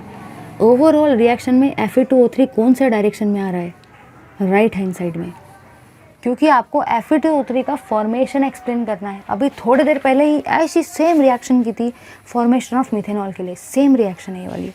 Fe2O3 का फॉर्मेशन करवाना है सेम, इसलिए वहाँ पे दिमाग लगा के बताया था, क्योंकि यहाँ पे उसका यूज आने वाला है। सेम रिएक्शन यहाँ पे कैलकुलेशन के लिए आई है, आ सकती पेपर में, याद रखना है। ठीक है, देखो Fe2O3 फॉर्म हो रहा है। फॉर्म मतलब Fe2O3 कोई भी चीज़ जब फॉर्म होती है तो वो कौन से डायरेक्शन में आती है, अभी बताया था, राइट हैंड साइड में आती है। देखो क्या यहाँ पे Fe2O3 राइट हैंड साइड में आया, नहीं आया। आपको Fe2O3 को फॉर्म करने का है। जो भी चीज़ फॉर्म करनी होती है वो राइट हैंड साइड में आनी चाहिए। क्या ये राइट हैंड साइड में है, नहीं है, तो आपका काम बनता है इसको क्या करेंगे, रिवर्स करेंगे। क्या करेंगे, रिवर्स करेंगे। क्यों करेंगे, क्योंकि फॉर्म करना है, राइट हैंड साइड में लाना है, रिवर्स तो करना ही पड़ेगा ना। चलो देखेंगे, इसको रिवर्स करेंगे। अगर इसको रिवर्स किया तो क्या होने वाला है, राइट वाला लेफ्ट में आएगा, twice of Fe plus Al2O3, left वाला राइट में जाएगा, twice of Al plus Fe2O3। ऐसा मैंने क्यों करवाया, क्योंकि मुझे ये राइट में चाहिए। अब खुद ही सोचो ना, इसको रिवर्स करवाया तो इसका वैल्यू भी क्या होगा, रिवर्स होगा। माइनस का क्या होगा, प्लस होगा, 847.6। समझा या नहीं। सेकेंड रिएक्शन को एज इट इज़ रखेंगे। सेकेंड रिएक्शन है twice of Al plus 3/2 O2 gives Al2O3। आधे लोग सोचेंगे क्यों सेकेंड रिएक्शन को क्यों उल्टा नहीं करूँ, मेरी मर्जी। लेकिन देखो यहाँ पे ऑक्सीजन कौन से साइड में आए हैं, लेफ़्ट साइड में। इस रिएक्शन में भी ऑक्सीजन कौन से साइड में आए हैं, लेफ़्ट साइड में। क्या इस रिएक्शन को रिवर्स करने की ज़रूरत है, नहीं। इसको देख के आप इसको बना सकते हो। यहाँ पे Fe2 है, फॉर्मेशन है राइट साइड में, तो इसको भी रिवर्स करना पड़ा, इसको भी रिवर्स करना पड़ा, माइनस का प्लस। यहाँ पे तो 3/2 O2 लेफ्ट में, यहाँ भी लेफ्ट में, ओवरऑल में चेंज करने का ज़रूरत नहीं है, इसको एज इट इज़ लिखेंगे। देखो रे देखो, आधे लोग सोचेंगे मैम ये कैलकुलेशन कर लिया तो चलेगा क्या, ये लिखने का ज़रूरत है क्या, इसके बिना मार्क नहीं मिलेंगे, 4 मार्क का क्वेश्चन है। देखो क्या होगा यहाँ पे, आप लोगों ने यहाँ पे कुछ ऑब्जर्व किया, मैंने तो ऑब्जर्व किया है, Al2O3 से Al2O3 क्या हो गया, कैंसिल हो गया। आधे लोग सोचेंगे कि क्या प्रोडक्ट बनने वाला, ट्वाइस ऑफ Al से ट्वाइस ऑफ Al क्या हो गया, कैंसिल हो गया। Twice of Fe plus 3/2 O2 gives Fe2O3। ये रिएक्शन से देखो ये वाली रिएक्शन बनी कि नहीं बनी, बिल्कुल बन गई। अब यहाँ पे क्या करेंगे, देखो ध्यान से, 847 माइनस 1670, इसका वैल्यू आपका जो आएगा वो रहेगा -822.4। आधे लोग घाई घाई में पता है क्या करने वाले हैं, आधे लोग घाई घाई में कैलकुलेशन करेंगे, वो बोलेंगे आ गया मेरा आंसर आ गया, और पता है अगले लोग क्या करके आएंगे, +822.4 करके आएंगे, और मार्क्स कैसा मिलेगा, 0, एक भी मार्क नहीं मिलता है। थर्मोडायनामिक्स में डेल्टा H का कैलकुलेशन हो, वर्क का कैलकुलेशन हो, माइनस प्लस को ध्यान दे के करना है, ध्यान दे के। माइनस का प्लस में कन्वर्शन कर दिया, पूरा क्वेश्चन गलत हो जाता है, मीनिंग ही चेंज हो जाएगा उसका। देखो ध्यान से, माइनस भी लिखना है, भूलना नहीं है, डिक्टो क्वेश्चन भी पेपर में आ सकता है।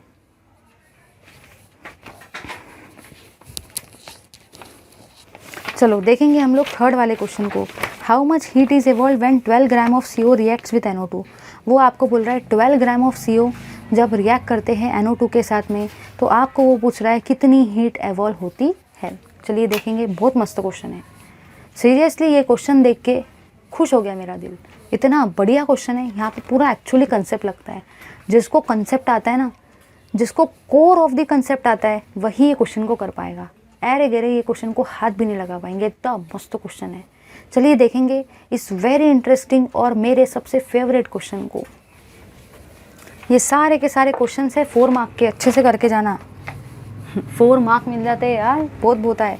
हाउ मच हीट, थर्ड वाले क्वेश्चन को डिस्कस कर रहे हैं। How much heat is evolve when 12 gram of CO reacts. 12 gram of CO जब रिएक्ट करेंगे तो आपकी हीट कितनी इवॉल्व होंगी, वो आपको सॉल्व करने का है। आपको एक रिएक्शन दे रखी है 4CO plus twice of NO2, और ये गिवन दे रखा है 4CO2 प्लस N2। इसके लिए आपको डेल्टा H ऑफ रिएक्शन का जो वैल्यू दे रखा है ना, वो दे रखा है -1200। ये वैल्यू आपको दे रखा है -1200 किलो जूल, और आपको बोला गया है 12 ग्राम ऑफ CO के लिए कितना हीट इवॉल्व होगा। सबसे पहली और सबसे काम की चीज़, एकदम ध्यान से देखो, यहाँ पे आपको क्या दिख रहा है, -1200, यस और नो। यहाँ पे आपको क्या दिख रहा है, CO को देखो, CO को 4 मोल्स, ध्यान से देखना, 4 मोल्स है, ये ग्राम नहीं है, 4 मोल्स है। 4 मोल्स के लिए बहुत मस्त क्वेश्चन है, 4 मोल्स के लिए इतना है। मैंने 4 ही क्यों लिखा, क्योंकि CO के बारे में बात करना है, इसलिए CO को ही देखने का है। 4 मोल CO के लिए इतना है। यहाँ पे आपको इतना ग्राम बोला है, ऐसे कैलकुलेशन चलेंगे कि यहाँ पे ग्राम में लिख दिया तो नहीं कर पाएंगे। तो सबसे पहले इस ग्राम को काय में कन्वर्ट करना पड़ेगा, मोल्स में। तो कर लेंगे साइड में। 12 ग्राम आपको मास दे रखा है ऑफ CO। आप सबको पता है, अगर आपको मोलर मास निकालना है CO का, तो मोलर मास का ही मतलब क्या होता है, C + O। C मतलब होता है 12, O मतलब होता है 16, कितना वैल्यू आता है 28। ये है आपका मोलर मास ऑफ CO, ठीक है। मोलर मास पता चल गया, मास भी पता चल गया। आप सबको पता है कि नंबर ऑफ मोल्स का मतलब क्या होता है, मास अपॉन मोलर मास। मास का वैल्यू कितना है 12, मोलर मास का कितना है 28। एन का वैल्यू आपका जो आता है, आप उसको सॉल्व करोगे तो आएगा 0.4285। कैलकुलेशन करके देखो यार ना, 0.4285 ये आपके मोल्स आ रहे हैं। तो अब आपको पूछा गया है 0.4285 मोल्स जब रहेंगे तो उसके लिए ये वाला वैल्यू कितना रहेगा। मतलब समझ जाओ, ये एक्स है, आपको डिटरमाइन करना है। समझ जाओ, ये एक्स है, ये आपको डिटरमाइन करने का है। 4 मोल्स के लिए इतना वैल्यू है, आपको उसने ग्राम दिया था, ऐसा नहीं चलेगा। इसको काय में कन्वर्ट करेंगे? मोल्स में। तो इसको डिवाइड करेंगे इसके मॉलिक्यूलर मास से, उसको मोल में कन्वर्ट करेंगे। फिर इतने मोल के लिए 12 ग्राम मतलब इतना मोल होता है, उसके लिए कितना रहेगा? तो कैसे करेंगे देखो इसको, x का वैल्यू क्या रहेगा, क्रॉस मल्टीप्लिकेशन करेंगे, सबको आता होगा ना, -1200, कुछ भी नहीं करेंगे, ये था ये वाला वैल्यू ऊपर जाएगा 0.4285 अपॉन 4। इसको आप लोग सॉल्व करेंगे और इसको सॉल्व करने के बाद में आपका आंसर आता है 128.56 किलो जूल। ठीक है, देखो बरा, क्या ये क्वेश्चन इतने जल्दी सॉल्व होने वाले हैं? क्या नहीं होने वाले। ऐसा नहीं कि 25-30 मिनट में इसको करवा दिया। अगर इसको मैंने 25-30 मिनट में करवा दिया ना ये क्वेश्चन बैंक को सॉल्व, बोलने के लिए तो आपको बोलने आ जाएगा कि मैंने पूरा क्वेश्चन बैंक देख लिया, बट अगर पूछने के लिए गए ना तो कुछ भी नहीं आने वाला। टाइम देना पड़ता है चीज़ों को समझने के लिए, ऐसा नहीं कि 30-35 मिनट में समझ गया फटाफट। क्वेश्चन बैंक तो भी अच्छे से करके जाओ यार, उसको तो भी टाइम दो एटलीस्ट। पूरा चैप्टर कवर करा रही हूँ, 1 शॉट रिविजन हो रहा है। Write the application of Hess's law. Hess's law से क्या कर सकते हैं? एंथैल्पी निकाल सकते हैं उन रिएक्शंस की जिनकी हम लोग बाकी हेल्प से नहीं निकाल सकते। चलो अब हम लोग करेंगे अपने नेक्स्ट क्वेश्चन को, लास्ट वाले क्वेश्चन को कर रहे हैं। इसमें आपको पूछा गया है does the following reaction represents a thermochemical equation. आपको दे रखा है methane plus O2 give CO2 plus पानी। देख रहे हैं इस क्वेश्चन को, ध्यान देना, थर्ड का ही पार्ट है ये, थोड़ा सा ध्यान दो। आपको यहाँ पे बोला गया है CH4 plus twice of O2 gives CO2 plus twice of पानी, ये चीज़ आपको बोली गई है और पूछा गया है बताओ ये थर्मोकेमिकल इक्वेशन है या नहीं है। यस, ये थर्मोकेमिकल रिएक्शन है। ठीक है, क्योंकि यहाँ पे केमिस्ट्री पूरी की पूरी इन्वॉल्व है, पता है ना, कंबशन हो रहा है, ऑक्सीडेशन के साथ रिएक्शन हो रही है। जब भी ऑक्सीजन के साथ रिएक्शन होती है, रिएक्शन का नाम क्या होता है? कंबशन होता है, थर्मोकेमिकल होता है। सुनो, लास्ट क्वेश्चन डिस्कस कर रहे हैं लॉन्ग आंसर क्वेश्चन का। जिन्होंने भी पूरा का पूरा क्वेश्चन बैंक देखा है ना थर्मोडायनेमिक्स का, मैं उनको गारंटी देती हूँ कि उनको 6 मार्क पूरे मिलेंगे, पूरे। क्योंकि मैंने आपको सिर्फ क्वेश्चन ही सॉल्व नहीं करवाए हैं, सिर्फ आंसर ही प्रोवाइड नहीं करवाया है, बल्कि मैंने आपको ये 2 घंटे में वो सारी चीज़ें पढ़ा दी है जो चैप्टर में आधे स्टूडेंट को आनी चाहिए, आती नहीं है, बट अब सारी आ गई है, पता चल गया है ना। चलो, classify the following into intensive and extensive property. देखो आपको बोला गया है, सबसे पहले दिया है प्रेशर। हम लोग 4th वाले क्वेश्चन को डिस्कस कर रहे हैं। प्रेशर दिया है, वॉल्यूम दिया है, मास दिया है और टेम्परेचर दिया है, और वो बोल रहा है कि बताओ एक्सटेंसिव है इंटेंसिव है। चलो मुझे एक बात बताओ, इसको रट्टा मत मानना, ये वाला जो क्वेश्चन है ना ये MCQ में भी आ सकता है, यहाँ पे एक चेंज हो सकता है, ये क्वेश्चन आपको MCQ में भी दिया जा सकता है। ठीक है, सुनो, ये क्वेश्चन 4 मार्क में सूट नहीं हो रहा है, MCQ में आएगा। सुनो, अगर आपको बोला जाए, प्रेशर की बात करते हैं, सपोज़ मैंने एक लेटेस्ट से एक बहुत बड़ा सा कोई भी चीज़ ली है और एक छोटी सी चीज़ ली है। लेटेस्ट से ये अपने घर का कुकर है, ये अपने घर का कुकर है, और ये बहुत बड़ा सारा इंडस्ट्री का कोई बीकर है, बहुत बड़ा सारा बीकर है, ये छोटा सा कुकर है अपने घर का। यहाँ पे जितना प्रेशर रहेगा ना, सपोज़ लेटेस्ट से यहाँ पे 1 एटमॉस्फेयर प्रेशर है, तो लेटेस्ट से यहाँ पे 20 एटमॉस्फेयर प्रेशर है, तो आप इस कुकर का भी प्रेशर 20 एटमॉस्फेयर कर सकते हो। मतलब क्या ये 20 एटमॉस्फेयर साइज़ के ऊपर डिपेंड कर रहा है? नहीं कर रहा है। इसका भी हो सकता है, इसका भी हो सकता है, घर के कुकर का इंडिपेंडेंट है वो मास को, इसलिए इंडिपेंडेंट है, इंडिपेंडेंट, साइज़ के ऊपर डिपेंड नहीं कर रहा है, इंडिपेंडेंट है। प्रॉपर्टी का नाम क्या रहेगा? इंटेंसिव। समझा या नहीं? MCQ में आएगा। अब वॉल्यूम पूछा गया है, वॉल्यूम तो खुद ही बोल रहा है कि भाई मेरा नाम ही वॉल्यूम है, मैं तो वॉल्यूम के ऊपर डिपेंड करूँगा।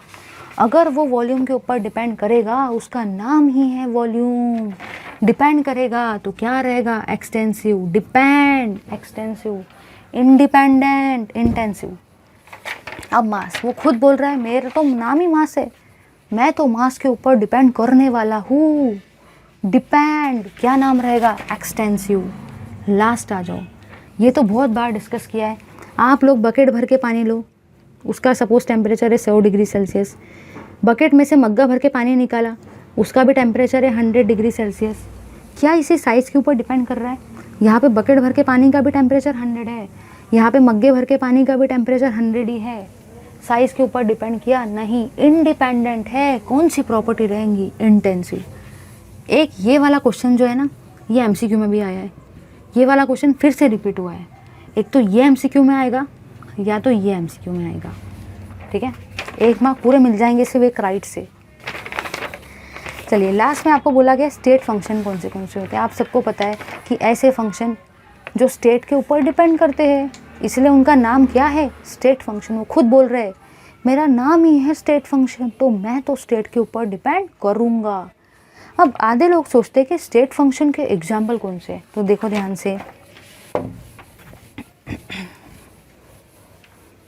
से देखना। अगर मैं बात करती हूँ स्टेट फंक्शन के एग्जाम्पल्स की, तो सहवाग जो होता है वो स्टेट फंक्शन के एग्जाम्पल्स है। S मतलब होता है एंट्रोपी, E मतलब होता है इंटरनल एनर्जी, सहवाग H मतलब होता है एंथैल्पी, W मतलब होता है, W नहीं एक्चुअली ये V है, V मतलब होता है वॉल्यूम, A मतलब होता है हेल्महोल्ट्ज़ और G मतलब होता है गिब्स फ्री एनर्जी। कोई भी 2 एग्जाम्पल लिख दो, ठीक है, कोई भी 2 एग्जाम्पल लिख दो जैसी आपकी इच्छा। सहवाग याद कर लो, समझा या नहीं, इतना याद कर लो यार। क्या क्या पढ़ के जाओगे, वर्क डन के सारे calculations. Second part, first law of thermodynamics में isochoric, isothermal, isobaric. Third case delta H का कैलकुलेशन। फोर्थ केस वर्क के कैलकुलेशन, आइसोथर्मल रिवर्सिबल आ जाए या मैक्सिमम वर्क आ जाए, या तो फिर कांस्टेंट एक्सटर्नल प्रेशर वाला वर्क आ जाए, ठीक है। इतना अच्छे से करके जाओ, पेपर में पूरे मार्क लेके आओगे।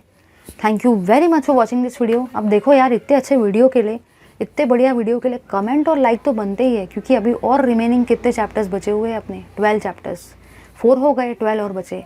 12 तभी आएंगे जब आपके कमेंट्स रहेंगे एकदम तड़ाकेदार, लाइक्स रहेंगे जोरदार। Thank you very much for watching this video.